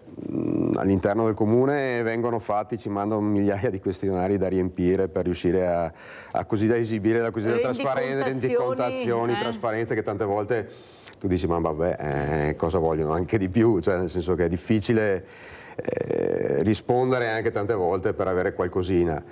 Dove vanno a finire è un bel punto di domanda. Avvocato Teso, dove vanno a finire? Perché non c'è trasparenza? Io l'ho detto anche la scorsa settimana, anche a livello europeo, perché è facile dire è colpa dell'Europa, l'Europa, ma in Europa abbiamo anche i nostri parlamentari, sempre stati.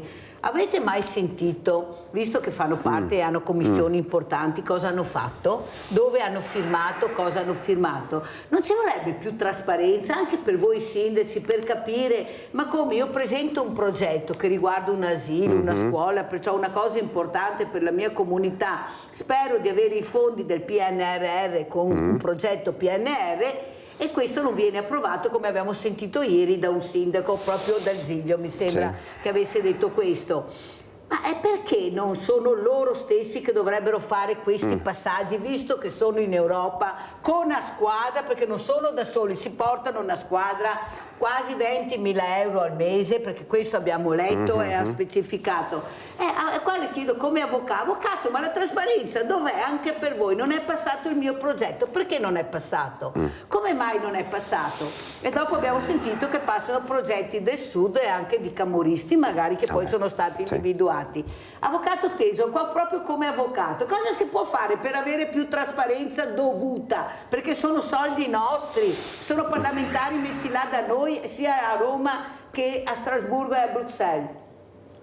Ci vuole assolutamente meno burocrazia. A volte per tentare di controllare dove vanno questi soldi si introducono verifiche burocratiche che sono assolutamente inutili e fanno perdere solo tempo. Ai comuni danno delle scadenze che sono delle vere e proprie ghigliottine. Prima parlavate dell'asilo. A San Donà 40 giorni fa ci è arrivata l'assegnazione di 1.800.000 euro per realizzare un asilo nido, inizio lavori entro il 31 ottobre.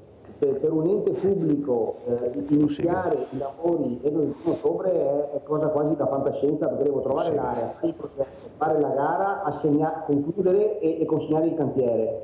Io ringrazio i miei tecnici che sono bravi e stiamo facendo i salti mortali. Ci scommettiamo, però darci 4 mesi di tempo con agosto di mezzo per progettare un'opera che alla fine costerà 2,5 milioni, perché 700.000 li mettiamo noi, sarebbe un nido da 72 bambini, un'opera importante per il territorio. Capisco che sono fondi europei che probabilmente qualcun altro non ha speso e quindi se li sono ritrovati là e ci hanno detto spendeteli voi, ma darci 4 mesi per spendere 2,5 milioni partendo da zero è veramente chiederci un miracolo. Adesso abbiamo un bando da 700.000 euro per l'agevolazione digitale, per insegnare agli anziani a usare il computer, ad accedere ai telefoni, alle piattaforme internet, usare lo SPID, eccetera. 700.000 euro che riguarda tutti i comuni dell'area del Basso Piave e del Veneto occidentale. Siamo tanti, siamo 250.000 abitanti, se non è il capofila. Quando ci è arrivata l'assegnazione le prime scadenze erano già passate. Adesso io ho questi 700.000 euro, se non li spendo bene poi mi chiederanno di restituirli, c'è una responsabilità anche personale, perché del danno erariale poi risponde anche in prima persona il politico, l'amministratore che non è stato oculato nella spesa. Se non li spendo mi richiamano perché mi dicono non hai speso i soldi, però mi danno talmente poco tempo, io dovrei già aver comprato i computer per 18 palestre digitali, le chiamo, cioè in 18 comuni devo aver già comprato centinaia di computer perché mi danno questi soldi e il termine per acquistarli quando mi è arrivata l'assegnazione era già scaduto.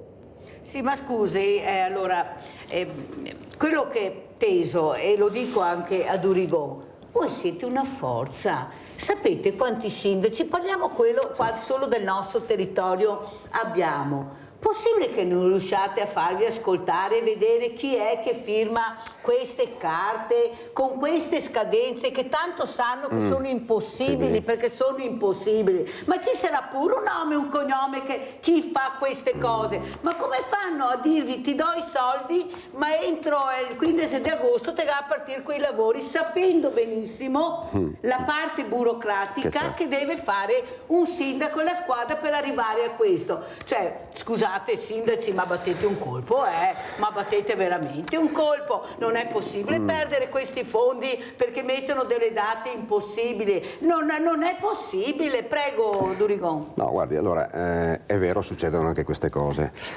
Perché spesso e volentieri, almeno mi raccontavano un po' chi bazzica l'Europa, sti bandi vengono fatti per le grosse città, dove le strutture ci sono per poter spendere, per poter fare.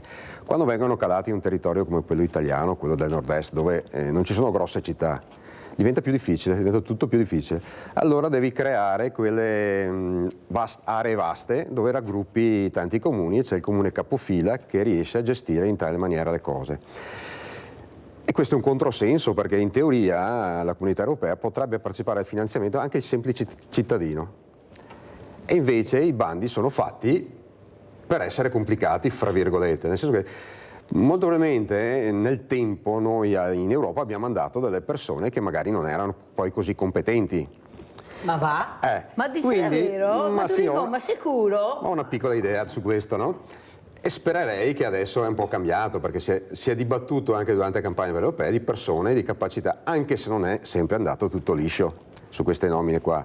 E parlo non solo per gli altri, ma parlo anche per il mio partito, quindi da quel punto di vista là speriamo che d'ora in avanti ci siano delle persone che facciano riferimento al territorio da dove vengono e portino in Europa questa cultura che è diversa rispetto a quella di grossi agglomerati. Per noi è fondamentale, perché altrimenti devi sempre partecipare a quei bandi che ti arrivano o tramite regione o tramite altre cose, che diventano anche essere più piccoli. Ma scusa, sindaco Durigon, voi fate parte di partiti importanti, cioè non sei che sia il cittadino che decide chi che va.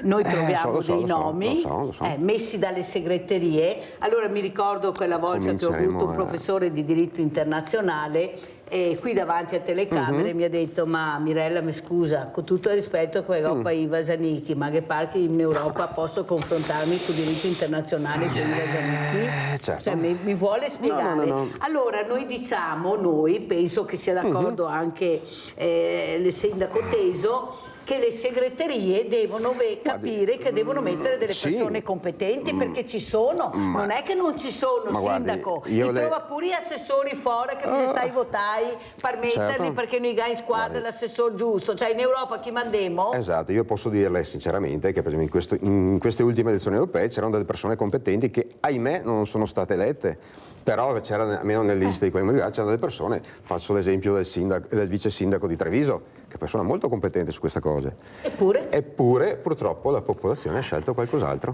Questa è la realtà. Ma che messaggi sono arrivati, caro sindaco? So. Abbiamo Giulia da Venezia, che piacere sentirti. Giulia, dov'eri sparita?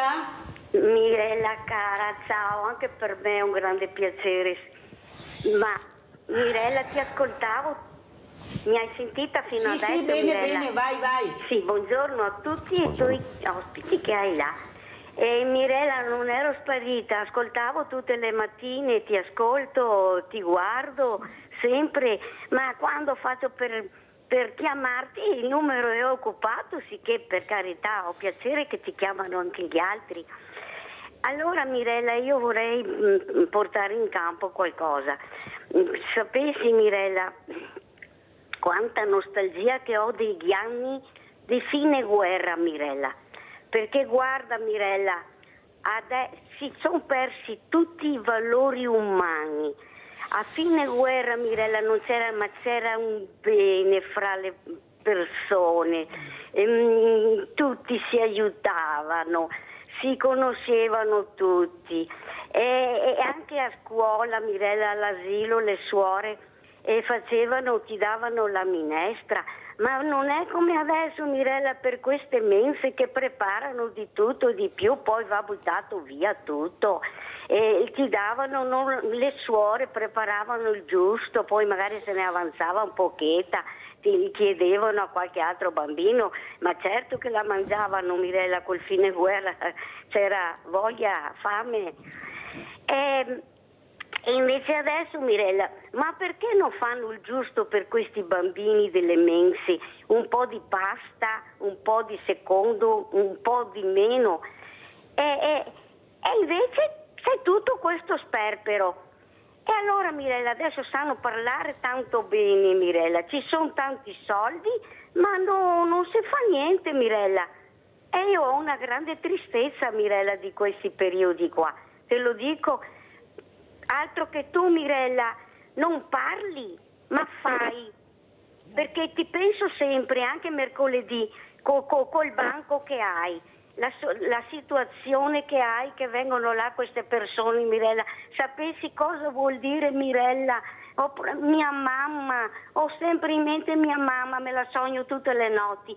Pensa che quando gli davano qualcosa, per lei era perché, Mirella, anche un po' di pane o un qualcosa ti fa piacere, Mirella, alle persone che gli dai, e non butteranno mai via niente quelli che vengono là al tuo banco. Invece adesso c'è tutto un sperperare, ci sono tanti soldi, anche se fanno dei lavori che non li finiscono o che non vanno bene, e la colpa non è mai loro, Mirella. Invece sai cosa dico io? Dovrebbero dare una cifra e quello che spendono in più farglielo pagare a loro, Mirella, e vedrai che ce ne sono pochi che vogliono star là. Grazie cara Giulia, un abbraccio grande, grazie per averti fatto sentire, perché sapete che ci tengo tanto. Giulia ha provato la guerra, lo dico, mi ricordo quella mattina quando c'è stato questo messaggio, cercate di avere 18 gradi in casa, non annaffiate i gerani o l'orticello, e poi facciamo i palazzi con la piscina sopra e la vasca da bagno in alta della piscina, e a Giulia si mette 4 peri di calze, di braghe, 8 maglioni, perché deve risparmiare, non può scaldarsi, e che vietiamo anche di dare l'acqua ai gerani. Ma no, perché Durigon bisogna anche dirle tutte queste robe qua. Dopo te entri in qualche ufficio che c'è 40 gradi, a Mirella che dice no scusa, non te l'ho detto, no ma guarda che non si è rotto niente, perché se non venivo dentro mi non ti sentivi che era 40 gradi. Sindaco, cominciamo a guardarsi anche in casa, certo. Prego. Risponda Giulia. No, beh, sicuramente, allora, per quanto riguarda il discorso mense, lì è un discorso un po' particolare, nel senso che è vero, io parlo di quelle scolastiche, no? Lì bisognerebbe fare un po' di educazione alimentare, anche sui genitori più che sui ragazzi, perché questo spesso e volentieri ci sono critiche sulle cose, e giustamente se facciamo riferimento a qualche anno fa, magari avercele quelle cose, perché poi sono pasti bilanciati in tutto e per tutto, quindi da quel punto di vista là, poi magari arrivano i genitori e dicono no ma mio figlio vuole la pizzetta. Sì, va bene, o non mangia quello che c'è e viene buttato via. E fra virgolette qualche volta anche, tu dici, e pagano anche, perché poi le pagano queste mense, sono lì. Allora bisognerebbe cominciare da un po' di educazione alimentare, che magari si riesce a fare, ma bisognerebbe farla proprio ai genitori, perché pur di accontentare i ragazzi poi vengono a lamentarsi su questo, no? Che comunque ci sia uno spreco è fuori c'è uno spreco, e da lì nasce poi lo spreco, questo è fondamentale, no? Sì. Poi per quanto riguarda gli sprechi e i consumi, lì noi possiamo fare la nostra parte ovviamente sui nostri edifici pubblici, nel senso che qui per dire, adesso per dire, noi siamo in un posto provvisorio come municipio e non c'è neanche l'aria condizionata, quindi non posso neanche dire nulla ai dipendenti, quindi da quel punto di vista là. Però noi abbiamo possibilità di controllare quello che riguarda vicino a noi. Perché si capisce anche come lavorano certi sindaci del territorio qua, l'ex Enrico Nord-Est. Esatto, quindi se si vuole si può controllare queste cose qua, dove ci si arriva.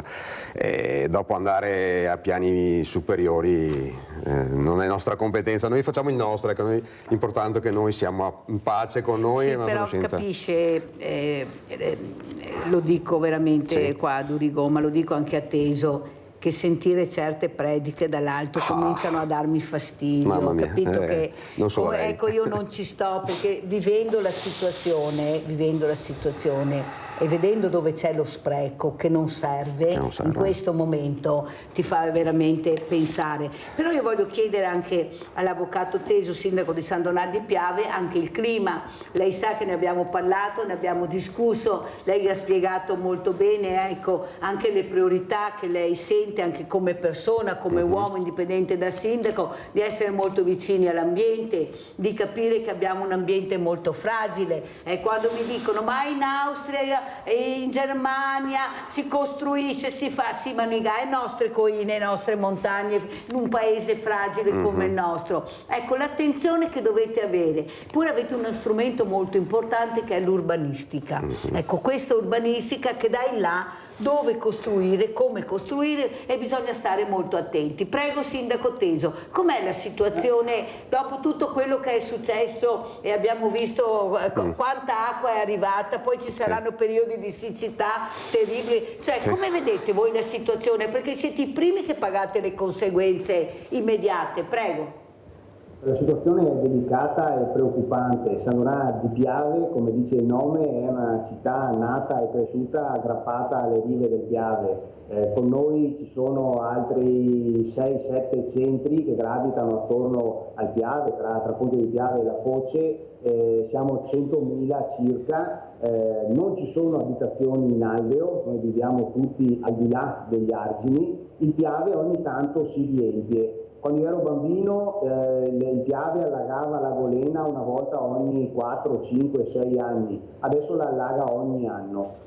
Io sono un conservatore, sono un liberale, però sono anche un ambientalista. Se vedete ho la spilletta della Lipus. Ho visto che aveva la spilletta stamattina. Io sono un ambientalista, però sono un uomo con i piedi per terra. Quindi l'altro giorno, quando a San Biagio di Callalta abbiamo parlato delle grave di Ciano, dei bacini di laminazione, io capisco la necessità di tutelare il paesaggio, di tutelare quei territori, capisco i sindaci delle comunità del Montello, che è un'area che amo e qui vado a passeggiare quasi tutte le domeniche d'inverno, però dobbiamo pensare che la sicurezza idraulica viene prima della tutela del patrimonio ambientale, perché se il Piave rompe gli argini o esce dagli argini alla foce, qui muoiono persone e si distrugge un ambiente, un'economia, e poi ci vorrebbero decenni per recuperare. Fra 2 anni sono 60 anni della grande alluvione del 66,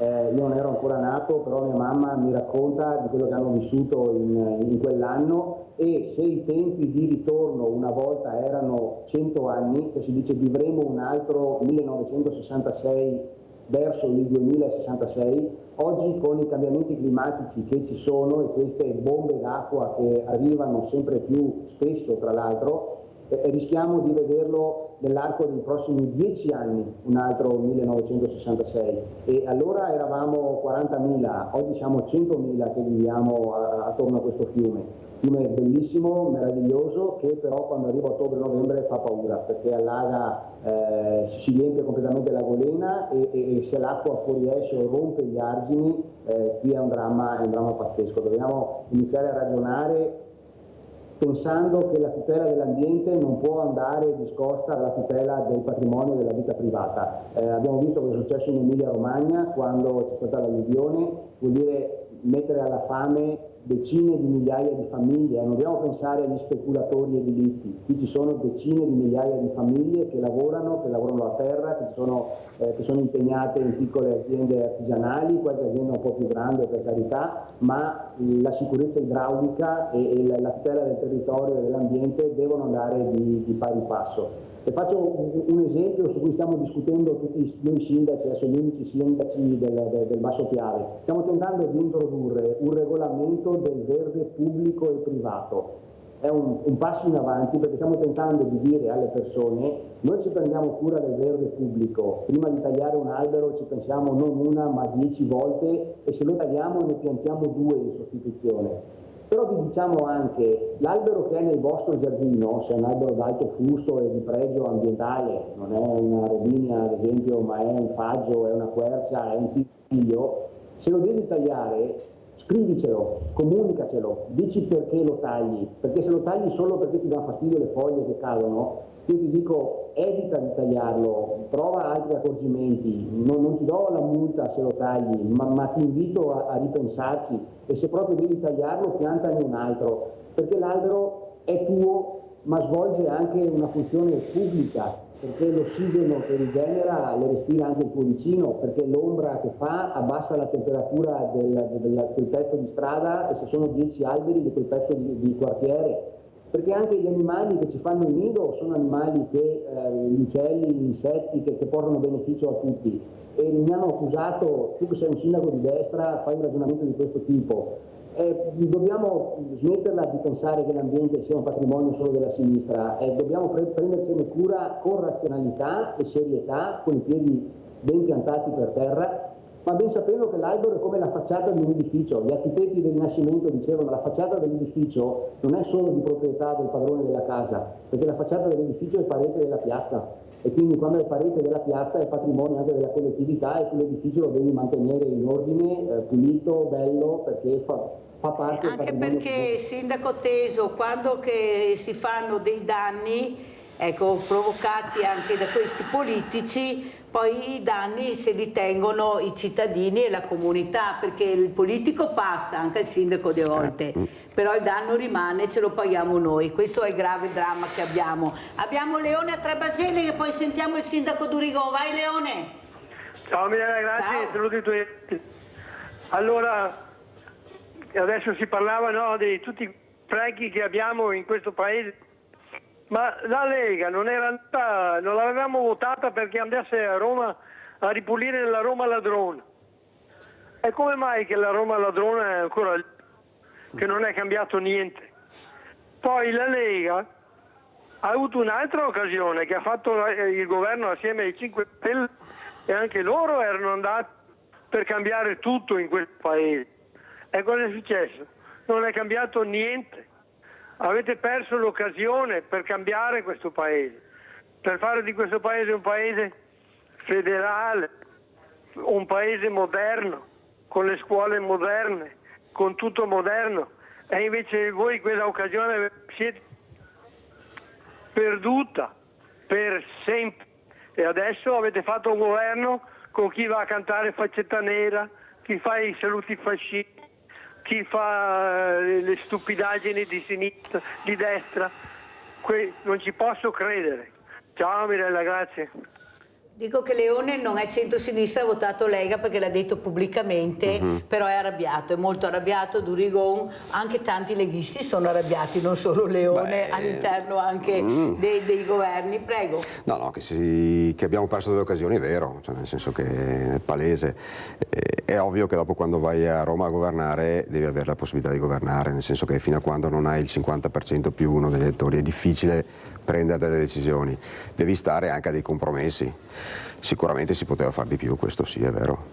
Però Durigon, la domanda che ho fatto io anche a altri sindaci, ma anche a onorevoli senatori che ho avuto, c'eravate come Lega al 39%. Ci sarà stato pure un momento dove qualcuno ha pensato, visto anche i segnali che venivano proprio dai militanti, che c'era qualcosa che non andava, come mai si perdevano tutti? Perché è facile dire sì, ma anche Renzi, ma anche, e poi sono arrivati al 3, ma dal 3 siamo arrivati. Sì, ma ti farai una domanda, come mai il Tevere che supera il Piave è venuto su? È veramente è una cosa che qualcuno si fa questa domanda, come mai è arrivato a superare il Tevere, il Piave qui nel ricco nord-est, fatto soprattutto dalla Lega, perché la Lega è qua che ha, anche se è sempre stata lombarda, perché è nata a Treviso, mi ricordo, è nata la Liga Veneta, cioè da Anno Tescampi qua, però dopo si arriva in Lombardia e siamo andati in Lombardia, adesso siamo ancora in Lombardia, cioè qualche leghista comincia a dire, ma veramente roba non va mia così bene, prego. No, io mi definisco sempre un lighista, non un leghista, nel senso che... Lighista, vero? Lighista, mi definisco così, nel senso che quando ero giovane, che eravamo degli eretici all'epoca, no? Quando uno pensava di votare Liga Veneta anziché Democrazia Cristiana, si era degli eretici, si era additati anche dal parroco del paese, cioè, dice leghisti. Sì, ma c'erano, io mi ricordo, le omelie in chiesa contro quelli che erano fuori sotto il gazebo a fare propaganda politica, no? E devo dire che erano bei tempi, si rincorrevano dei sogni importanti. Io dico sogni perché non tanto ideologie, perché la Liga nasceva proprio per un sogno, non per un'ideologia vera e propria, cioè non esisteva destra o sinistra, esisteva un'ideologia. Essere federalisti, essere autonomisti, si rincorreva a quello all'epoca. È vero, abbiamo perso delle occasioni, molto probabilmente non siamo stati, la nostra classe dirigente, magari nel corso di questi anni, non è riuscita a incanalare tutto quel successo che aveva avuto durante le elezioni. Questo sì, qualcosa si è riuscito a portare a casa, ma non di tangibile, ecco. Adesso arriviamo ad oggi che riusciamo ad avere un minimo di autonomia, perché la speranza era molta di più. Abbiamo fatto un referendum dove... Che non è ancora arrivata, è stato fatto un passo in avanti come autonomia, ma adesso... Dico un minimo, un passetto, uno diciamo, sguardo. Uno sguardo, ecco, direi. L'ha detto Durigon, uno sguardo, nel senso che... Però speriamo, io sono sempre molto ottimista e fiducioso di riuscire a ottenere veramente qualcosa di importante che vada al di là della solita retorica. Ma non era il caso di fare questo quando avevate i numeri? Perché noi siamo partiti che voi avevate dei numeri importanti e veramente si parlava già all'epoca di federalismo, dopo voi parlate di autonomia, perché anche il federalismo... Cioè adesso è dura Adesso è dura, sì. Allora io personalmente non ero nelle cabine di comando, quindi avevo fatto il semplice amministratore, guardavo il mio territorio cercando di far bene quello che dovevo fare, ecco. Quindi non sono mai stato attivo all'interno del partito, se non per la militanza. Durigo, lei ha fatto una cosa molto bella, è un atto di umiltà di dire abbiamo sbagliato, perché molte volte regna l'arroganza sovrana, cioè la gente a casa riesce a capire e non puoi dire giallo se è verde o rosa se è rosso, quello se quello che vedo, perché c'è questa arroganza di non ammettere gli sbagli da parte di chi dovrebbe dire, come fa lei giustamente, senza polemica, abbiamo fatto degli errori, adesso stiamo di pagare le conseguenze perché non abbiamo dato le risposte che dovevamo dare e abbiamo promesso. Abbiamo Claudio da Marano Vicentino, vai Claudio. Sì, buongiorno a tutti. La Lega ha sbagliato quando si è messa con Berlusconi, lo so perché c'ero anch'io, ero un militante, e nel 2010 quando si è messa con Berlusconi si è svuotata in pratica. Più che altro il discorso che ho telefonato io è per le Grave di Ciano. Sopra la caserma Piave di Belluno c'è una vasta area grande che in parte fu utilizzata per una discarica, sempre nel Piave. Chi lo sa che prima o poi quella discarica non ve la trovate lungo il Piave, vi converrebbe di valutare di fare le vasche là. C'era questa discarica vecchia, negli anni 70-80 buttavano giù dietro, io ho visto che si portavano c'era là una ruspa che spianava, portavano i rovinassi, portavano scalcinacci, e su questa area che è sopra praticamente a caserma Piave, sopra là dove c'è qui dell'area Fenice, quell'area lì è molto largo, c'è uno spazio, ci sarà 800-900 metri di larghezza, e perché non valutate di svuotare quella discarica lì e metterci le vasche? Buona giornata signori! Abbiamo sentito anche Claudio Marano Vicentino, sentiamo il sindaco Alberto Teso di San Donà di Piave, prego sindaco. Diamo un messaggio di speranza, come dice il nostro governatore, i pessimisti non fanno fortuna, cerchiamo di essere ottimisti, non è vero come diceva un ascoltatore prima che non funziona niente, che va tutto male, abbiamo tanta strada ancora da fare, ma viviamo comunque in uno dei paesi più belli del mondo dove ci sono moltissimi servizi che funzionano. Certo bisogna migliorarli, non siamo mai arrivati al traguardo, non ci arriveremo mai, però abbiamo ospedali, abbiamo strade, abbiamo scuole, abbiamo palestre, e il compito nostro come sindaci che siamo in prima linea è mantenerli funzionali e migliorarli, però dobbiamo essere orgogliosi di questo paese, di quello che ha fatto, e non dobbiamo dimenticare quello che siamo. Insomma, noi siamo la culla della cultura europea occidentale e questo ci deve inorgoglire ogni giorno. Abbiamo, ripeto, tante cose da fare, ma siamo orgogliosi di quello che abbiamo e guardiamo in avanti, con i piedi per terra, sapendo da dove arriviamo, ma guardiamo verso il futuro, pensiamo a quello che possiamo fare ogni giorno senza piangere sul passato. È vero che abbiamo perso molta grinta, molto sprint, non siamo più i veneti di 30-40 anni fa, abbiamo perso smalto perché ci siamo un po' seduti probabilmente. C'è da riprendere in mano il nostro destino che appartiene a noi, dobbiamo essere coraggiosi fino in fondo. Siamo orgogliosi del nostro paese, guardiamo avanti, diamoci da fare tutti, ognuno nel suo. La guerra si vince anche facendo la guardia a un bidone di benzina, come si diceva una volta, quindi ognuno ha un compito da fare. Il nostro dei sindaci è forse il più gravoso, però ognuno deve impegnarsi per il bene di questo che è un paese comunque meraviglioso. Vede, Sindaco Teso, condivido tantissimo quello che ha detto, anche perché noi vediamo le risposte che arrivano al territorio del mondo del volontariato e dell'associazionismo. Non a caso abbiamo un territorio proprio di persone che tutti i giorni si rimboccano le maniche e cercano di aiutare chi è in difficoltà. Anche voi, perché la prima cosa quando avete bisogno è il mondo dell'associazionismo che arriva, è il mondo del volontariato, non chiedono niente e arrivano subito. Però noi saremo anche stanchi di aspettare, visto quello che paghiamo, come abbiamo detto prima, e vogliamo avere più trasparenza. Non è che chiediamo la luna, io ti do i soldi, dimmi cosa fai con questi soldi. È la trasparenza che manca, Sindaco Teso, è il controllo che manca.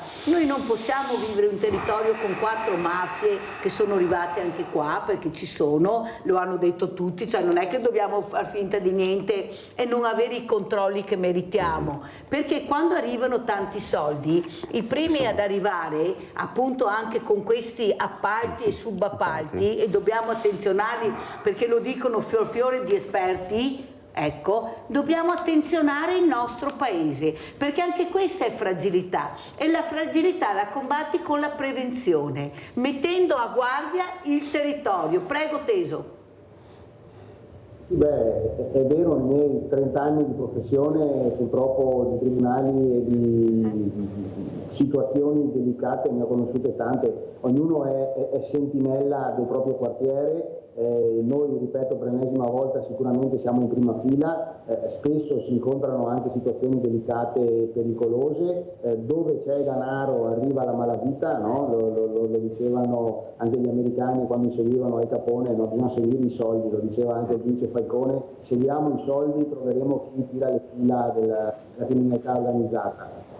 In territori dove si sta relativamente bene come il nostro è chiaro che arrivano le mele marce. L'attenzione deve essere massima, sulla sicurezza dobbiamo continuare ad investire. Oggi ci sono anche degli strumenti informatici, tecnologici che ci aiutano molto. Nella nostra città abbiamo 140 telecamere intelligenti, non si entra e non si esce senza che le targhe siano riconosciute. Grazie a Dio abbiamo 3 punti di accesso che sono tutti monitorati, se succede qualcosa noi anche solo con una parte del numero di targa e il colore dell'auto riusciamo a risalire immediatamente in collegamento con l'arma dei carabinieri alla proprietà dell'auto, quindi già in molte occasioni questo ci ha aiutato. Esiste anche una percezione di sicurezza, quindi dobbiamo aiutare i cittadini a sentirsi sicuri, non solo a essere sicuri, per cui è bene vedere la divisa. No, perché il portavalori che abbiamo visto in Puglia, se non facciamo prevenzione arriva anche qua, ma come fatto a mandare un portavalori con un furgonetto e origine inglese che fa la tassa,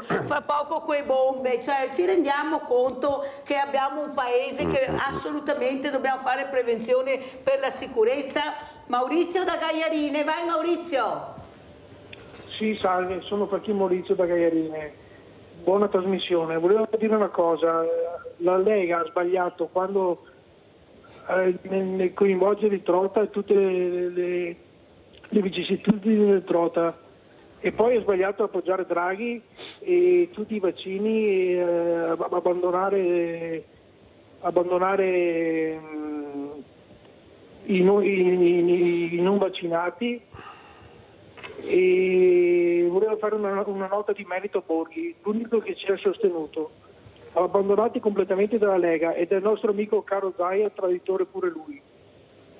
Arrivederci, buona trasmissione. Abbiamo sentito anche la riflessione di Maurizio da Gagliarine. Allora, Sindaco Durigon, come commenta e come ci saluta? Ma cosa posso commentare? Oggi ho sentito molti leghisti delusi, ne ho sentiti più di uno. Io volevo appunto lanciare un messaggio positivo. Diciamo. Certo. Io ho cominciato da 20 giorni avventura, già stamattina ricevevo persone che magari era qualche mese che aspettavano di essere ricevuti dal sindaco. Metteremo tutto il nostro massimo impegno per risolvere le problematiche che sono nel mio territorio e rilanciarlo anche dal punto di vista diciamo, descrittivo e visivo.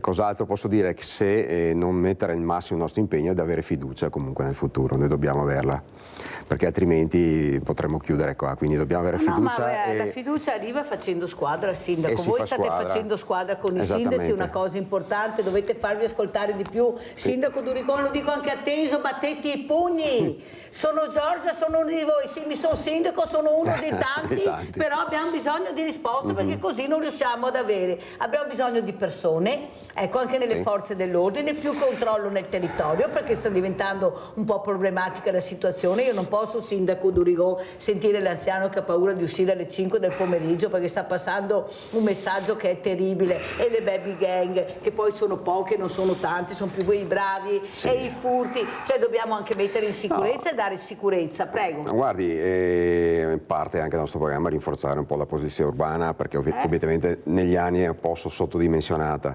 E detto questo, appunto, bisogna anche capire qual è l'entità dei fenomeni a cui si va incontro e fare prevenzione e programmazione. Questo bisogna fare perché fare solo coercizione serve limitatamente perché non elimini la radice e non elimini, diciamo, la fonte del problema, quindi bisogna programmare e prevenire questa cosa qua, e questo si fa in qualche anno partendo dalle scuole, partendo poi dai servizi sociali e conoscendo il territorio, conoscendo le persone che deviano. Questo è fondamentale. Grazie a Ivano Durigon, sindaco di Quinto di Treviso, primo mandato centrodestra. Grazie ad avvocato Alberto Teso, sindaco di San Donà di Piave, primo mandato centrodestra, Fratelli Italia, Lega, Forza Italia. Lei collabora con tutti, perciò cercate di collaborare bene perché noi abbiamo bisogno di risposte. Questo basta sentire le telefonate, questa è la realtà. Basta seminate bene e verrete rieletti perché questa è la verità. Grazie, andiamo in pubblicità.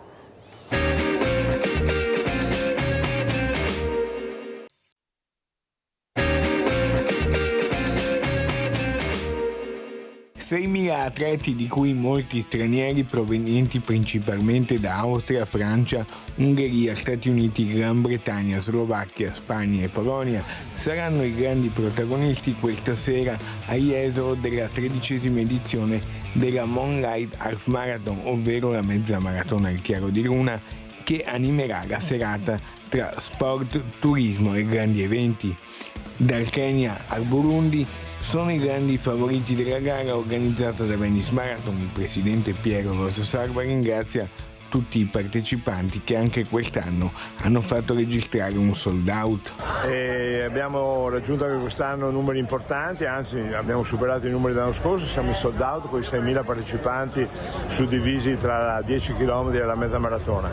Poi devo dire che abbiamo avuto anche un rafforzamento dell'attività promozionale della Family Run, che per noi è molto significativa perché coinvolge il mondo della scuola e ha anche delle finalità solidali e benefiche. A precedere la mezza maratona sarà la partenza della 10 km. Piazza Milano accoglierà e applaudirà i partecipanti all'arrivo tra 2 aree di foga con migliaia di persone lungo il percorso. In mattinata è stato inaugurato anche il villaggio dello sport. È un evento compiuto che è molto gradito e molto accolto con grande favore anche dal territorio ed è anche molto atteso dai nostri runner di tutti i tipi. Abbiamo molti stranieri, abbiamo una bellissima alta percentuale di donne, insomma diciamo, incrociando le dita, è un evento che promette di essere un grande successo. E saluto Christopher De Zotti, sindaco di Jesolo, primo mandato, Fratelli d'Italia. Grazie Sindaco di essere qui e complimenti per gli eventi sempre organizzati molto bene. Saluto anche il dottor Claudio Malamace da Conegliano, comandante di Polizia Locale di Conegliano. Grazie a lei comandante di essere qui, perché dobbiamo capire, ecco, quanta maratone fate voi invece per essere presenti nel territorio, per dare sicurezza, perché eventi sì, ma ci vuole la sicurezza al primo posto e per fare questo bisogna fare prevenzione. Allora comincerei proprio dal sindaco De Zotti. Allora, tanti eventi, tanti problemi, burocrazia, non ne parliamo, ma soprattutto il tema sicurezza con dei numeri importanti. Prego sindaco, com'è la situazione? Buongiorno Mirella, grazie per l'invito e un saluto ai telespettatori. La situazione a Jesolo è ovviamente la situazione di qualsiasi posto, grande città che accoglie numeri importanti. Contate che Jesolo è una città che normalmente accoglie 27.000 residenti. In giornate come queste noi abbiamo 120.000 persone in città e quindi importiamo una parte di problemi, solo una parte ovviamente, che vediamo nelle grandi città. Ad esempio prima parlavate di baby gang, il fenomeno ovviamente di alcuni gruppi limitati e sparuti di giovani che purtroppo non ne sentono di rispettare le regole o di semplicemente atteggiarsi con comportamenti educati e diciamo antidegrado, li vediamo anche noi. Quindi i problemi di Treviso, Padova, Mestre per una parte dell'anno li vediamo qui. Tuttavia la situazione è ampiamente sotto controllo. Abbiamo una città in cui durante l'estate le forze dell'ordine presenti, e noi abbiamo tutte e tre le forze dell'ordine, quindi sia i carabinieri che Polizia di Stato e Guardia di Finanza, hanno i rinforzi stagionali che portano a circa un centinaio gli uomini e le donne delle forze dell'ordine. Il Comune concorre mettendo a disposizione una parte dell'ospitalità appunto di questi rinforzi e poi concorre con la Polizia Locale che è la più grande dopo Venezia della provincia di Venezia. Noi abbiamo in questo momento in servizio 60 agenti ordinari più 9 agenti stagionali, quindi 69 persone che concorrono alla sicurezza urbana. Siamo il primo comune in Italia non capoluogo e sotto i 100.000 abitanti che ha accolto la novità legislativa dei taser, quindi noi da 3 mesi abbiamo 4 taser in dotazione alla Polizia Locale, 2 unità cinofile, riusciamo a fare quasi l'H24, quindi riusciamo a controllare il territorio per 22-23 ore durante il giorno, quindi concorriamo in maniera importante con tutte le altre forze dell'ordine. Ovviamente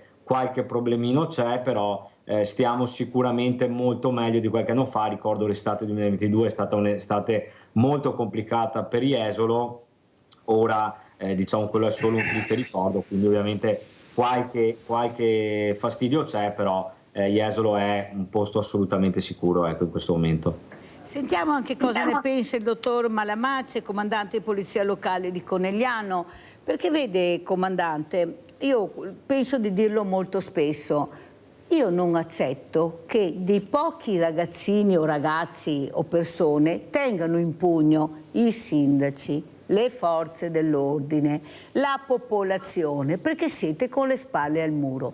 Poco personale, dovete veramente, come ha detto il sindaco De Zotti, abbiamo passato degli anni terribili, per fortuna qualcuno ha capito e ci ha dato qualche strumento in più, però la situazione è veramente drammatica e non può passare il messaggio che le strade non sono sicure, le città, i centri storici non sono sicuri, la paura di uscire, l'anziano che mi chiama e mi dice alle 5 io non esco più di casa perché ha paura del diverso, ha paura del giovane, ha paura di tutto. Cosa sta succedendo, comandante? Com'è la situazione dalla sua angolazione?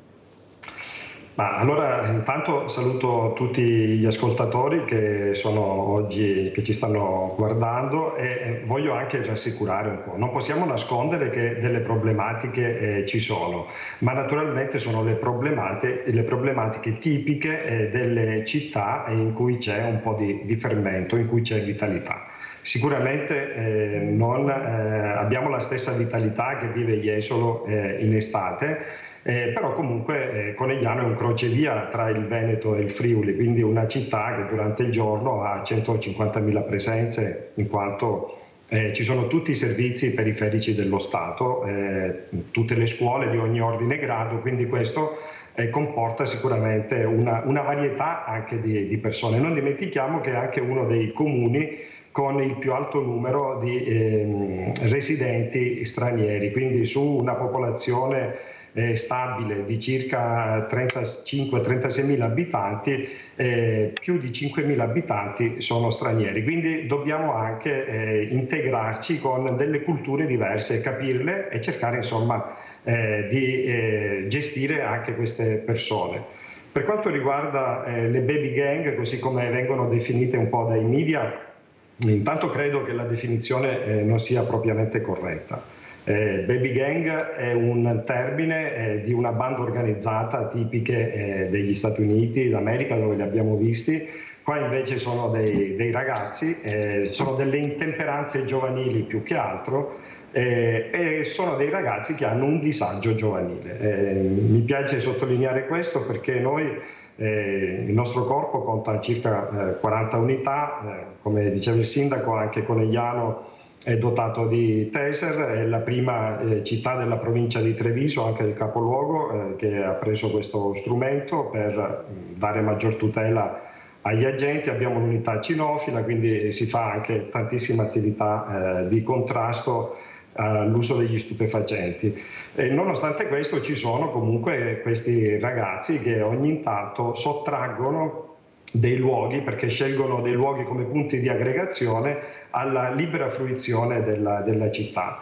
E noi in genere, oltre alle denunce, quindi al lavoro tipico nostro della polizia giudiziaria, si cerca anche di andare un po' oltre. Mi piace definire il nostro lavoro anche come polizia sociale, nel senso che ci preoccupiamo a capire questi ragazzi da dove provengono, le famiglie più che altro, il contatto con le scuole e così via.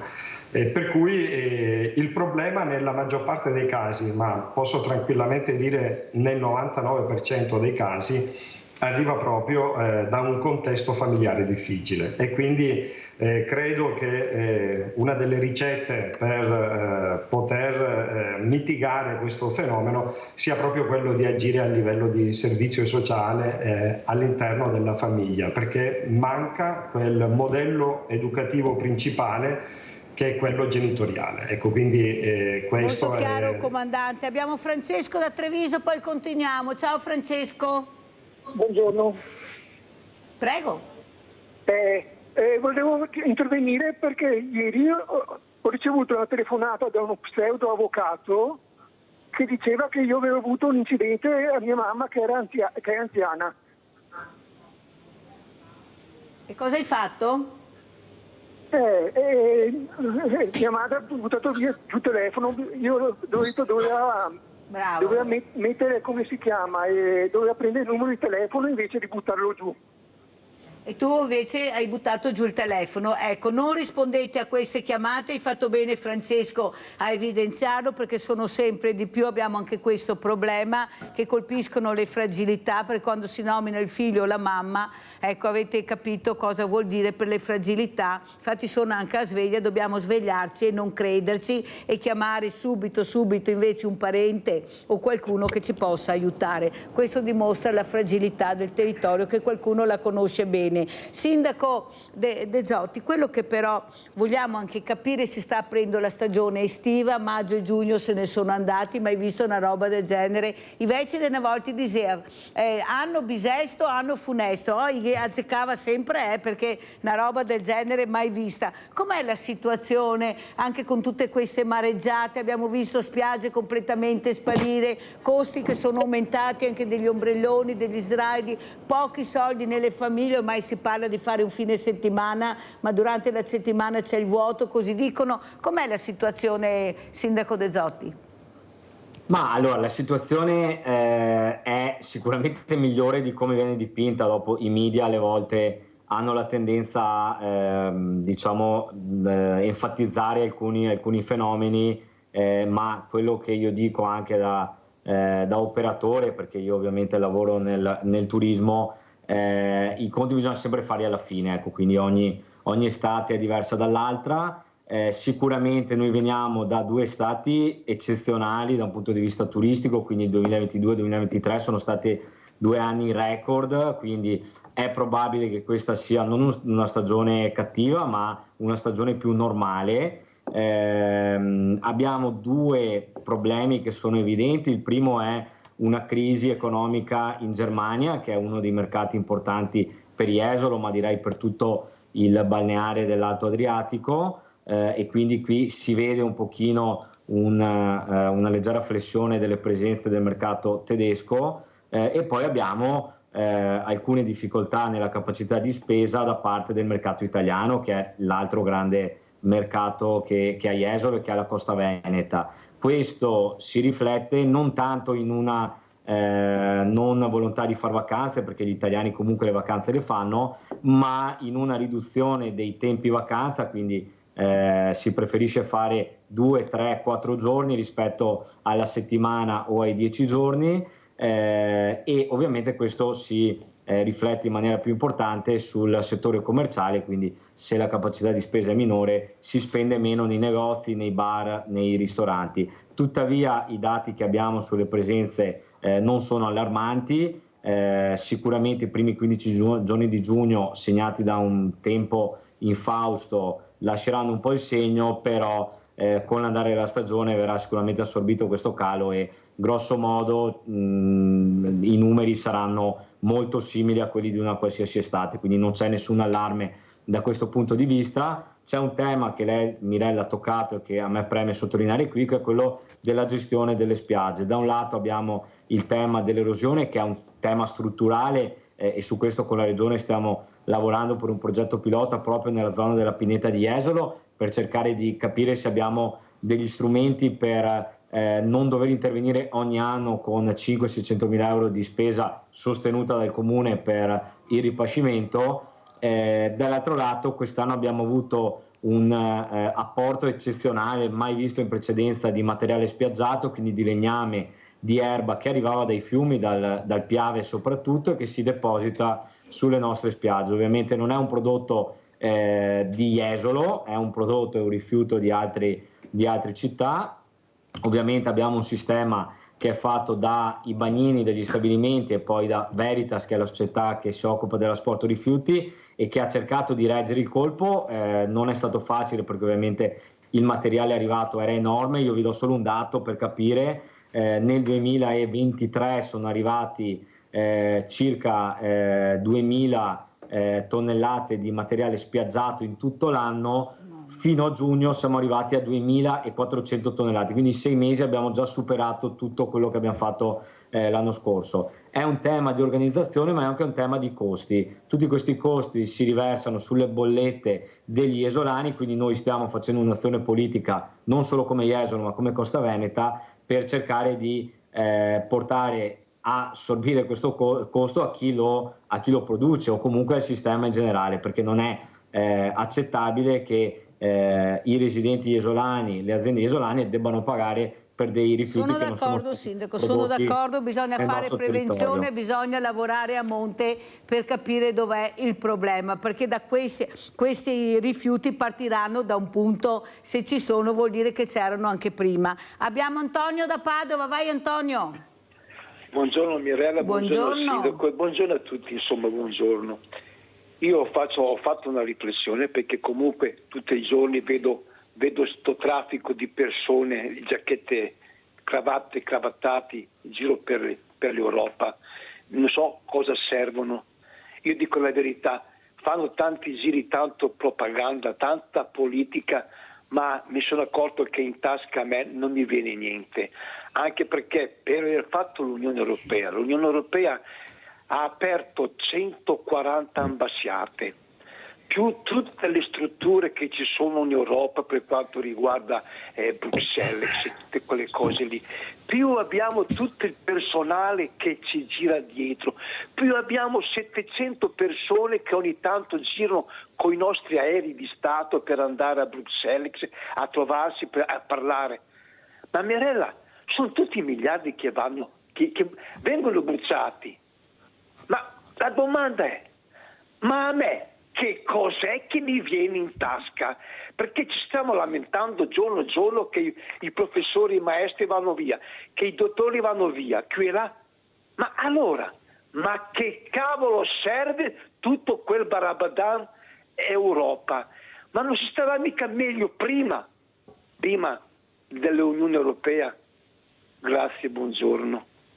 Questa mattina vi sento un po' avviliti, ecco, dobbiamo essere ottimisti, come ha detto il sindaco De Zotti, e sperare in un futuro migliore. Questo futuro prima o poi deve arrivare, perché questo paese è il più bel paese del mondo che tutti ci invidiano. Qualcuno deve fare qualche iniezione di carburante nella maniera giusta e nel posto giusto. Quello che meritano anche le polizie municipali, sono delle forze dell'ordine che sono molto importanti. Ecco, fare squadra tra di voi, comandante Malamaccia, è molto importante, ecco, queste forze dell'ordine unite per combattere, ecco, questi soprusi rispetto di poche persone, però ne pagano la conseguenza poi molti, e questo è il dramma, il problema, pochi che agiscono male ma molti che subiscono. Ecco, lei se avesse più potere, nel senso, anche come leggi, abbiamo le leggi ma fate fatica ad applicarle, arrestate questo malvivente, questo delinquente, questa persona che si comporta male, dopo 2 ore si esafora. Cioè, capisce che la gente vede questo, la fatica che voi fate anche per arrestarlo, e dopo è libero perché la legge funziona così. Cosa si potrebbe fare per far capire che così non si può continuare, perché sennò queste mele marce veramente faranno marcire tutto l'albero e non è giusto. Prego, comandante. Allora, sicuramente, come diceva lei, il coordinamento con tutte le forze dell'ordine è importante, però questo è importante a livello di prevenzione.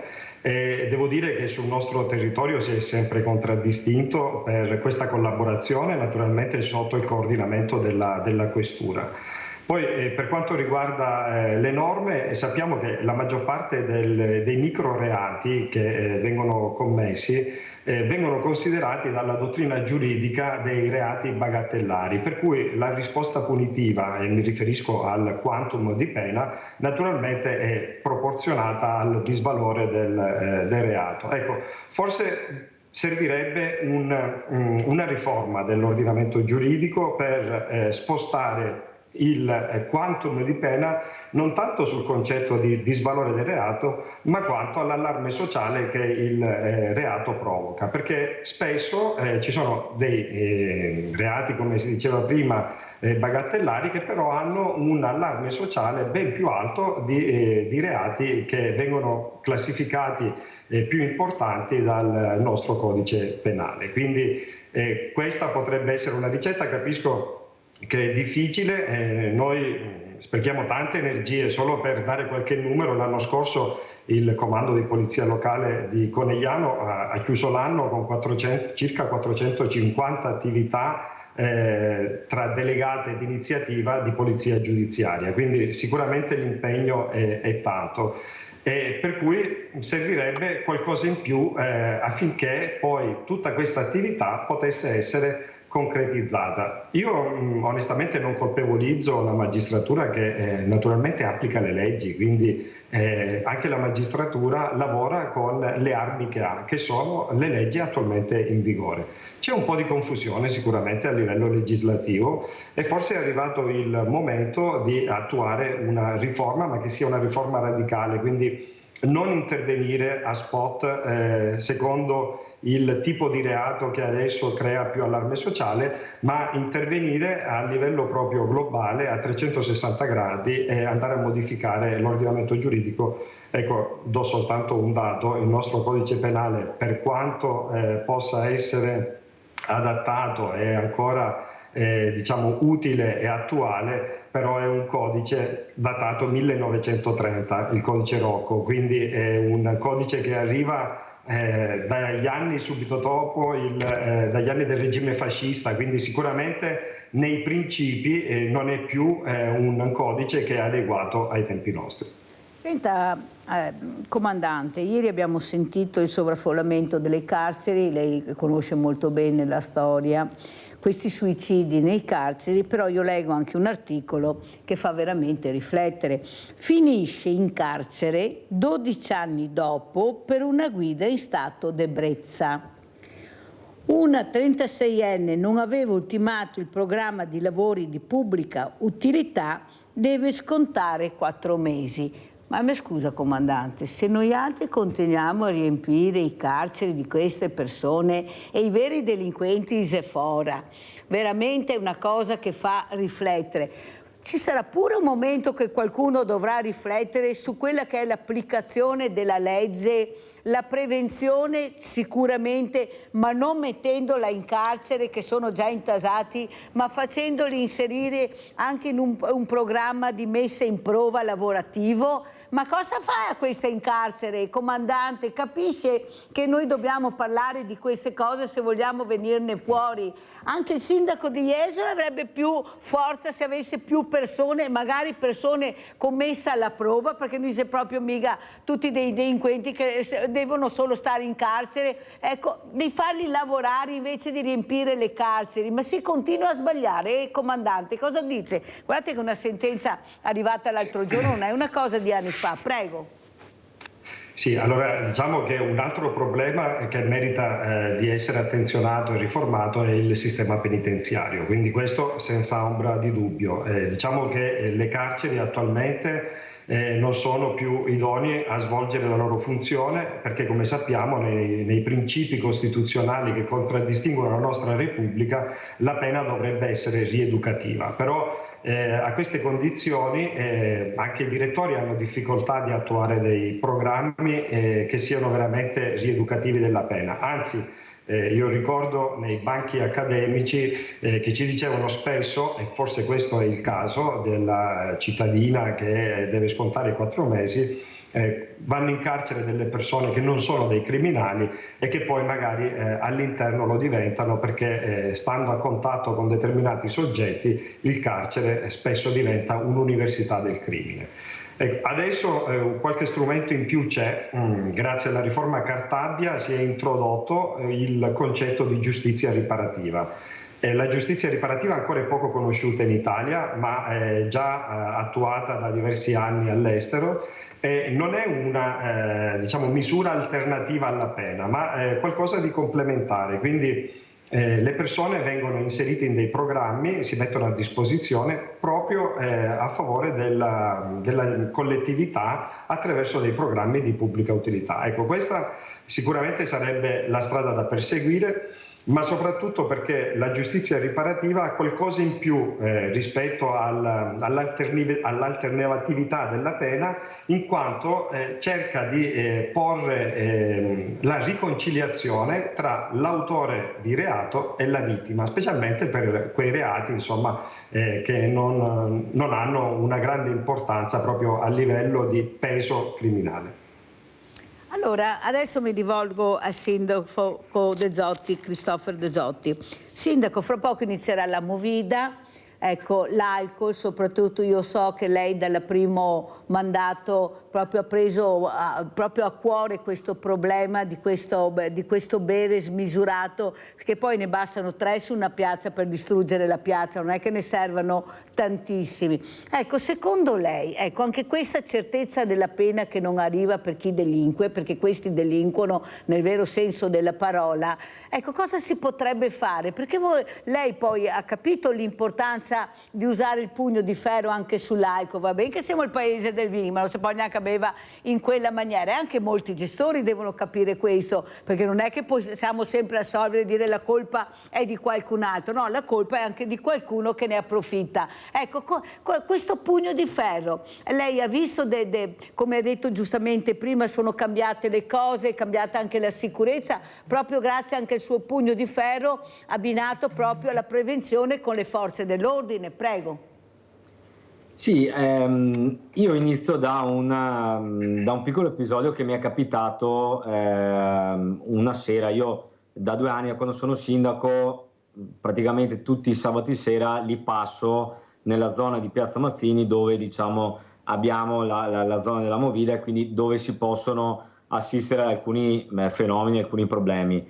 Un paio d'anni fa ero fuori con la pattuglia della polizia locale lungo l'Arenile e viene fermata una ragazzina, 14 anni, parliamo di 14 anni, quindi poco più che una bambina, con una bottiglia di vodka in mano. Da qualche anno abbiamo questa ordinanza che ora è diventata norma di regolamento, che prevede il divieto di detenzione e di consumo di bevande alcoliche in suolo pubblico. Quindi identifichiamo la ragazza, viene identificata la polizia locale ovviamente, essendo minore si chiamano i genitori per affidarla. Arriva il padre a piedi, soggiornavano poco distante, e anziché dire qualcosa alla figlia, se la prende con la polizia locale perché dice cosa avrà fatto di male, andate a prendere gli spacciatori. Ora, se un genitore non comprende che un figlio di 14 anni con una bottiglia di vodka sta facendo qualcosa che evidentemente non va, forse c'è qualche problema. Il problema è un generale di abbassamento della guardia e di una eccessiva tolleranza da parte di tutta la società, da parte dei genitori, da parte di tutti noi nei confronti ovviamente del consumo di sostanze stupefacenti, ma anche nei confronti del consumo di alcol, che come diceva lei Mirella non è una cosa vietata. Siamo il popolo del buon vino, quindi non è una lotta all'alcol in sé, ma è una lotta all'alcol consumato nelle maniere e nei modi sbagliati, perché è evidente che un ragazzo adolescente in fase di crescita non può consumare in quelle maniere dei superalcolici, perché gli fa male. Questo è il tema. Così come non possiamo tollerare che ci possano essere masse incontrollate di persone che nelle piazze, questo lo si vede a Jesolo, ma lo si vede a Mestre, a Padova, a Roma, a Milano, in qualsiasi città, possano consumare in maniera spropositata bevande alcoliche in suolo pubblico senza nessun controllo, senza nessun limite, perché crea evidentemente dei problemi di schiamazzi, di degrado, di ordine pubblico, e quindi per questo motivo abbiamo inasprito tutti i controlli appunto su questa fattispecie che è il consumo in suolo pubblico, ma anche abbiamo iniziato una campagna molto seria, e qui io l'ho detto chiaramente, su questo non facciamo sconti, abbiamo una tolleranza zero, che è anche una responsabilità e un richiamo ai gestori dei locali rispetto alla somministrazione di alcol, soprattutto nei confronti dei minori. Dobbiamo dire che la stragrande maggioranza dei locali sono assolutamente consapevoli di questo e lavorano in maniera seria, ma abbiamo ancora delle sacche di operatori, e su questi, ripeto, noi non facciamo sconti, che in maniera assolutamente irresponsabile somministrano a minori alcolici. Noi nei servizi di repressione che facciamo abbiamo trovato addirittura dei minori di 16 anni seduti al tavolo di un locale con bibite e superalcolici somministrate. Ecco, questa è una cosa che, oltre a andare contro la norma, è una cosa assolutamente sbagliata, perché dà un messaggio sbagliatissimo, e nei confronti dei giovani dobbiamo educare anche all'uso dell'alcol, alla responsabilità nei confronti dell'uso dell'alcol, perché è un problema nei confronti degli altri, ad esempio quando poi ci si mette alla guida, ma è un problema anche nei confronti di se stessi, perché quel tipo di consumo e di abuso di alcol è un grosso problema anche per il fisico. Allora, comandante Malamace, lei di quello che sta parlando il sindaco De Zotti conosce molto bene, ecco, questo eccessivo uso di alcol, di droghe, poi ci si mette alla guida e succede, basta che ne trovi uno, non è che ne devi trovare 10 per avere un problema, e se ti salvi sei anche fortunato. Ecco, c'è proprio un problema culturale, perché io lo vedo tutte le mattine, cioè non è che ci sia solo la sera. Questi si alza mattina e si mette alla guida della macchina, e il rispetto del prossimo non esiste, niente frecce, ecco, si corre, non si rispettano i limiti di velocità, alle rotonde si arriva di tutto e di più, camion che non vi dico cosa vedo al mattino, sono i 50 all'ora, vanno via 80, no, stracarichi, trattori, cioè, ma perché non riusciamo a capire che dobbiamo avere delle regole? Perché voi ce la state mettendo tutta, ma siete in pochi, non ce la fate molte volte ad essere ascoltati, anche se siete ascoltati ascoltati, dopo 2 ore questa persona è libera, cioè c'è qualcosa che deve cambiare anche in noi culturalmente. Cosa dice, comandante? Sicuramente sì, quindi i problemi che ci sono, come diceva il sindaco, dell'alcol, dell'uso spropositato, cerchiamo di combatterlo, quindi specialmente adesso grazie all'introduzione dei decreti sicurezza i sindaci hanno anche qualche potere in più, potere attraverso provvedimenti extraordinari, quindi mi riferisco alle ordinanze contingibili e urgenti, ma anche regolamentari, tant'è vero che anche noi abbiamo inserito ancora nel 2018 il divieto di utilizzo di alcol nei luoghi pubblici, specialmente nei parchi. Sono delle norme che naturalmente colmano delle lacune che l'ordinamento giuridico nazionale non si decide ad attuare. Poi dobbiamo porre il discorso anche da un punto di vista del rispetto del prossimo. Io la cosa che ho notato è che c'è molto individualismo, molto egoismo, non si è disposti a rinunciare a un pizzico di libertà, quindi ognuno di noi deve rinunciare perché comunque viviamo in una società e quindi per garantire, per espandere la democrazia dell'altro, ognuno di noi deve fare un passo indietro, quindi deve rinunciare a qualcosa e se tutti lo facessimo si vivrebbe nel rispetto sia delle norme ma soprattutto del prossimo. Noi cerchiamo di fare questa attività nelle scuole, impieghiamo veramente tante risorse perché ormai le persone adulte è difficile educarle e quindi partiamo dai bambini, ma proprio bambini piccoli, quindi dalle scuole elementari e arriviamo poi anche alle scuole superiori, abbiamo progetti diversi a seconda delle fasce di età e più che educazione stradale mi piace definirla una sensibilizzazione alla legalità. Quindi l'educazione lasciamola ai genitori, la formazione la lasciamo agli insegnanti, noi non siamo nell'uno e nell'altro, però sicuramente possiamo dare una mano per sensibilizzare alla legalità. Oggi più di ieri perché sappiamo benissimo che dai programmi scolastici è venuta meno quella che è l'educazione civica, o perlomeno si fa, ma non nei modi in cui si faceva un po' di anni fa. Io però vedo, comandante Malamace, che è vero, lei dice la famiglia, ma se questo ragazzo ha 2 genitori imballati, usiamo questo termine perché, cioè, la scuola può fare quello che può fare. Se tu ti comporti male, tu paghi. Invece questi ragazzini, specialmente se sono minorenni, basta vedere cosa riescono a fare e giustamente il sindaco ha evidenziato questo caso che è capitato, ma è capitato anche a me, con le forze dell'ordine che chiamavano, quando facevo sicurezza stradale anni fa con le forze dell'ordine, chiamavamo i genitori e dicevano no, non è mio figlio, portatemelo a casa. No, intanto ti viene torto e tuo figlio, no, te portiamo a casa. E dire non è mio figlio, oppure i sindaci che ho avuto ospiti che dicevano, anche nonostante le telecamere che evidenziavano che fosse il figlio, non è mio figlio. Capisce che tutti quanti dobbiamo fare squadra per aiutarvi. Se c'è questo ragazzino che vediamo, non dobbiamo girarci dall'altra parte per paura che abbia il coltello, mi non vo combatta, non mi mischio. No, dobbiamo iniziare tutti quanti a fare la nostra parte, nella maniera giusta e nel modo giusto. Perché se loro cominciano a vedere che abbiamo paura, quei pochi riescono a impaurire molti. Cosa dice, comandante? Sì, io noto questo atteggiamento collaborativo che è più frequente nei comuni più piccoli, dove magari la gente, io gestisco oltre Conegliano il servizio di polizia locale in altri 4 comuni che sicuramente sono di dimensioni più piccole, quindi sotto i 10.000 abitanti. Veloce, comandante, perché sono in chiusura. Sì. E quindi i sindaci e la cittadinanza collaborano tantissimo, tant'è vero che questi fatti di intemperanza vengono segnalati e puntualmente poi convochiamo sia i genitori che i ragazzini. Grazie comandante, devo chiudere, non ho più tempo, la inviterò ancora. Grazie al dottor Claudio Malamace, comandante della Polizia Locale Conegliano. Grazie a Christopher De Zotti, sindaco di Jesolo, in bocca al lupo sindaco, veramente tanta, e andiamo a pranzo con la proposta di Mirella. Agnello al miele.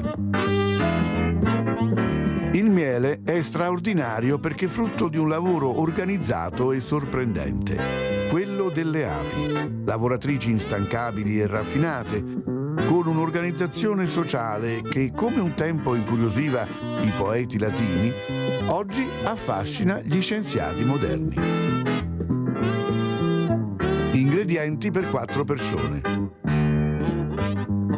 800 grammi di polpa di agnello in pezzi,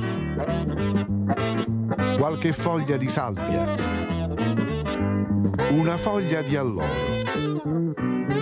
un rametto di rosmarino, 4 cucchiai di miele, un bicchiere di grappa, 4 cucchiai di olio extravergine di oliva, sale. Diluite in una tazza il miele con la grappa fino ad ottenere una salsa omogenea e tenetela da parte.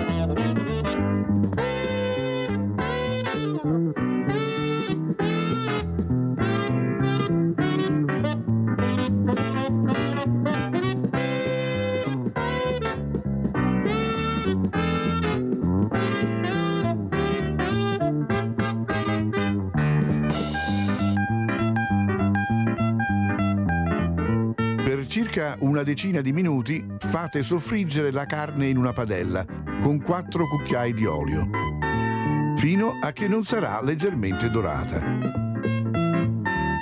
Sistemate la carne dorata in una pirofila da forno e irrorate il tutto con una parte dell'olio di frittura.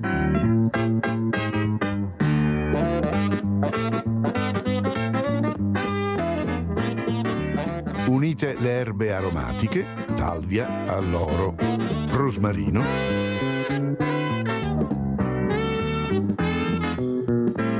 mettete a cuocere nel forno caldo a 200 gradi per circa un'ora. Mescolate di tanto in tanto. A metà cottura versate sulla carne la salsa di miele e grappa.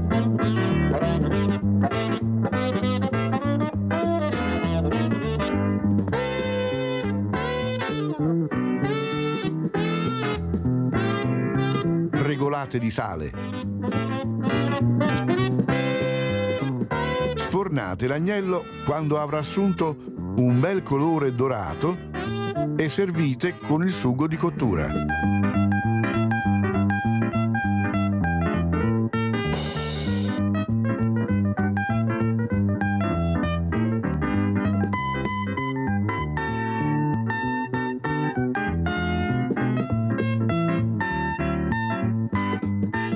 E buon appetito!